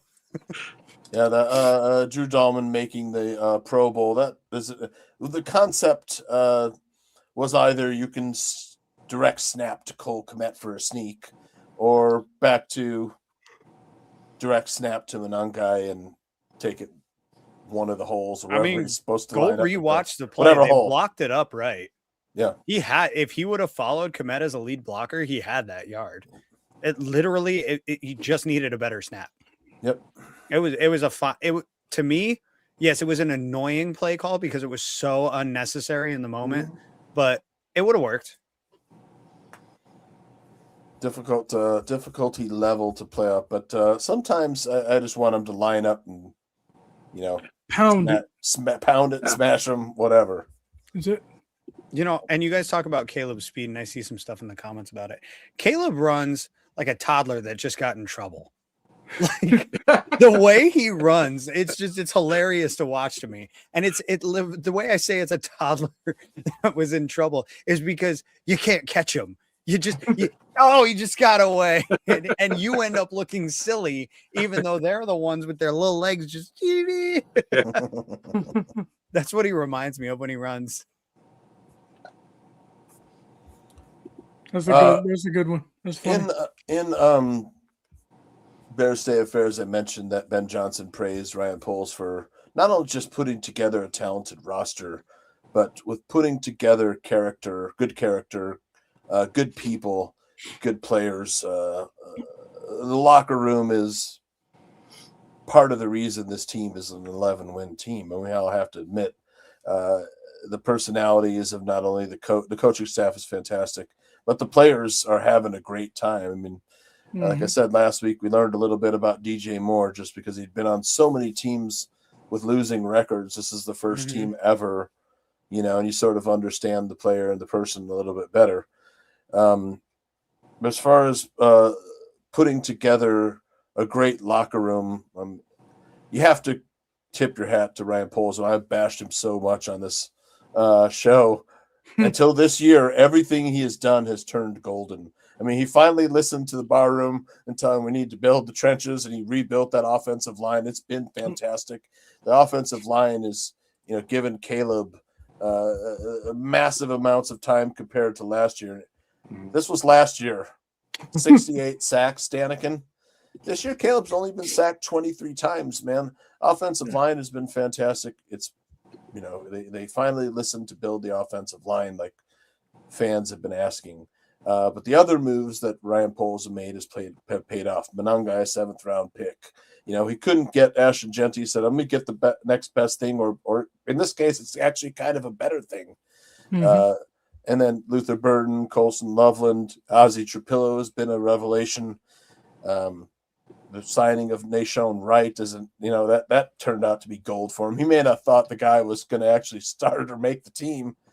And then, his draft picks are coming around too. Austin Booker's flashed. That was a player that they traded back into the 5th round to grab. The signing of Kevin Byard, that guy made the Pro Bowl. Joe Thuney and Drew Dahlman, both Pro Bowl signings. I got to give it to Poles, Danikin. I bashed him, but man, he's delivered. Yeah, he has. And that's a good thing. I mean, you like to see some of this stuff come to fruition when it comes to them. Yep. I see a lot of people talking about Grady still, gets overpaid, and Dio, but like I think we talked about this before. Dio, man, 3 years, $45 million is not that much. It's not that much, people. Like there are defensive ends that are getting paid $49 million a year. You know what I mean? When you put it in perspective, he's lowly. Guys are getting paid more than he gets for 3 years in 1 year. Yep. Now, I'm not saying he's on that level, but that's the going rate. We got to understand football and where the money lies nowadays. That's the going rate for some of these guys. Even Josh Sweat, 4 years, 76 million. You know what I mean? Is he worth that? Is Josh Sweat really worth that right now? I don't think so. You know what I mean? So if we say, hey, we could have had him or we could have got this guy, shoulda, coulda, woulda. But at the end of the day, this stuff is working out. You're going to hit on some, you're going to miss on some, and you're going to have some situations where guys get injured too. And where Ryan Poles really knocked it out of the park was the quarterback and the coach. That marriage seems to be paying dividends. That's it. That's the biggest of all of them. The trade he pulled off the trade. I mean, his rebuild has been a good one. We've seen rebuilds in the past. This one has actually worked. Mm-hmm. Let's see. This Grady Jarrett down talk, I think, is not well deserved. He was hurt earlier in the season and didn't play well because of it. He was hurt last year too. But Montez Sweat has come alive as Grady Jarrett has gotten healthy. Like Grady Jarrett's job is not to go get the quarterback. Grady Jarrett's job is to be a defensive tackle and take up space and take out multiple offensive linemen, which is exactly what he's doing. And now that he's healthy, he's pushing the pocket more. He's the reason that Austin Booker made the hit that knocked Jordan Love out of the game. And it's stuff like that. He plays a very underappreciated position. And in addition to his leadership, I think he's been worth every penny. Yeah, I think his leadership is what you want to lean upon right now. Yep. When you sign a guy like Grady Jarrett, it's not because you want him to be Aaron Donald all of a sudden, right? He's never been that. Let's be honest. Grady Jarrett is a guy that can play and he can man the middle, and that's pretty much what he's done his entire career. But he's never been, some sack artist or somebody that's putting up massive numbers. So you got to understand it for what it is. And then here's the other thing, like Zim was saying, his leadership. Our defensive coordinator Dennis Allen praises him consistently throughout the year about his leadership in the locker room and what he does for the younger players. So sometimes that's what you get a guy like Grady Jarrett to do. He's not going to come in and be, light the world on fire with his play, but he will show the young guys the ropes, keep them engaged, help them learn the game, help them learn the position, and so on and so forth. So, you got to take it with a grain of salt, man. Everything can't be, everything is not going to be, when you compare them to other guys, it ain't gonna match up like that all the time. But you got to look at the whole picture. Well, I'm gonna have to wrap it up, fellas. It's almost 11:30. For final thoughts, I've got a couple kids upstairs coughing. I can hear. I'm like, oh man. So hopefully they get better. Go around the horn, Danikin. Shout out some. Man, shout out to you guys, man, to Aldo. And man, we have a blast doing this show. Shout out to everybody that's in the chat as well, man. We appreciate you guys chiming in and sharing your thoughts as well. All Bears fans' thoughts are important and valuable, so we appreciate it. We appreciate any feedback that you give us as well. Good, bad, or indifferent. I don't care, man. Give it to me. All feedback is good feedback. Exactly. And then, of course, shout out to Three Kings of the Midway podcast. We got that dropping tonight, so look out for it. If you pay attention for our podcast, we'll be out there. All right, Zim. Tip your servers and bartenders if you're going out this time of year. Good stuff. I've had to work through too many tiers this week because people don't want to appropriately take care of their wait staff. And, it is the season of giving. I understand that you might not agree with tipping culture, but unfortunately, that's the society. That's what we as a society have chosen to do.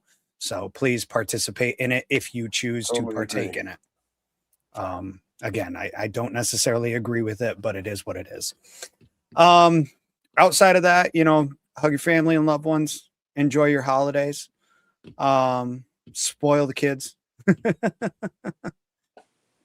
No taxes on tips coming up. That is big for servers. I have to tell you though, servers haven't been paying taxes on tips ever.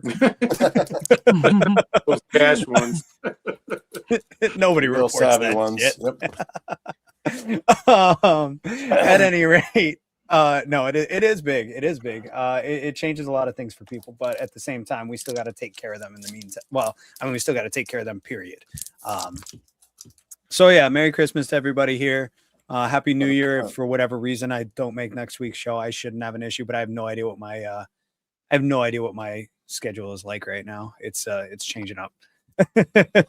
So Fitz? That's all I got. Bear the hell down. Go Bears. I hope they beat San Francisco. I did manage to write half a song this week, but if we don't want to share it, sounded good, man. Is it loaded? I don't know if you loaded it. I loaded it. I can present it. Oh, you did? Okay, yeah. Let's but let's let Fitz do and I'll play us out with it. Again, it's only half a song this week. I've been so busy with work. I think I've worked about 75 hours since our last show. Oh, no days off. Everybody talk. No, what is that one? What's it called? I don't see it. I loaded it here on my end. You have to give me permission to present, I believe. Oh, okay. All right. And I'll be able to do it. How do I do that? I don't remember. Okay. You have to share your screen, right? Yeah, I've got it loaded up here in the presentation thing. Presentation. I don't know what that is. I don't even know. This software is fun. Fitz, what do you got for us? Shout out to a quick one to Cubby Bear UK. Friend across the pond, a big Bears fan, had me on his podcast on Monday. Saw that. Yeah, so nice. Shout out to him for what he does and having me share my opinion. Shout out to you guys. You guys have been great. Hope you all have a great holiday or continue to have great holiday season. Can't wait to see what next year brings us.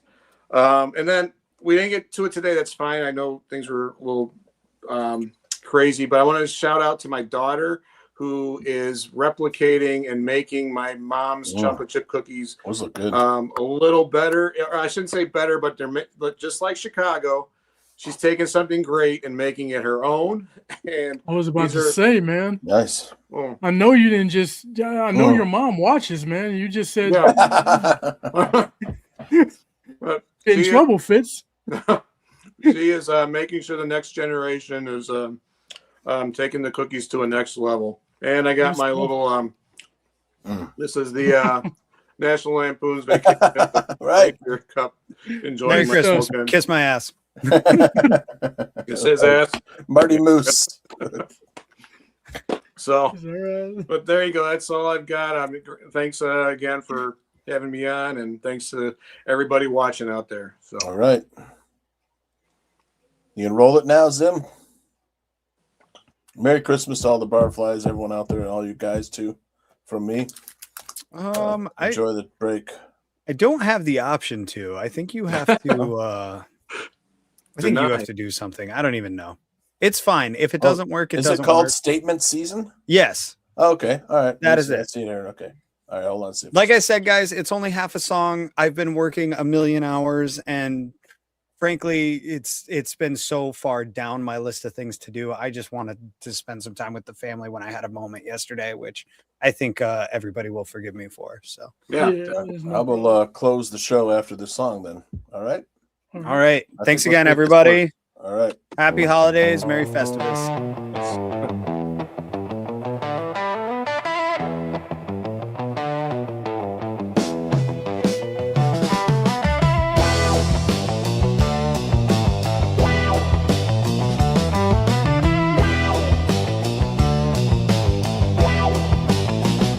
Yeah, we got over that hump made by that waste management being done.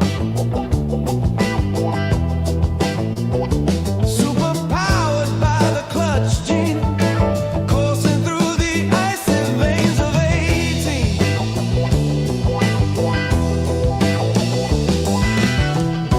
Clinched the playoff thanks to a bad, bad man. No longer if but when the window's wide, wide open. The opportunity is here. It's time to swing for the fences. Bring the fake fans to the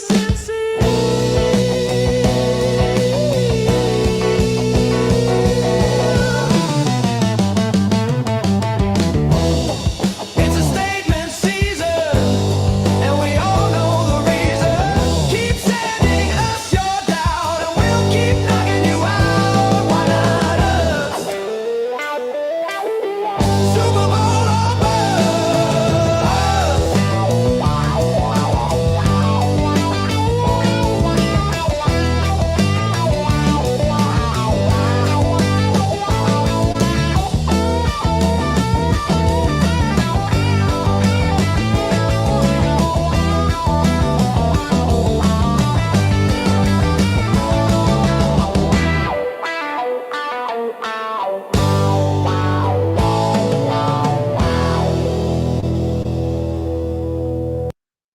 Not bad. That was great, man.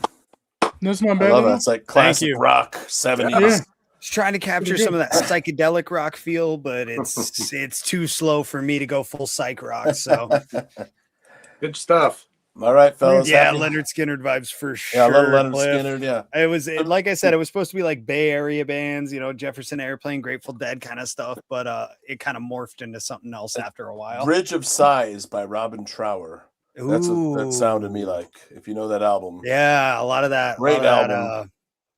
Wow pedal. Yeah, I the forget wah exactly wah what it's pedal called. and the riffs. The wah wah. Yeah. And the vocal style. All right, fellas, I got to get going. Merry Christmas. Enjoy the holidays with your families and barflies as well, too. And Aldo, good luck at the psychiatrist tomorrow.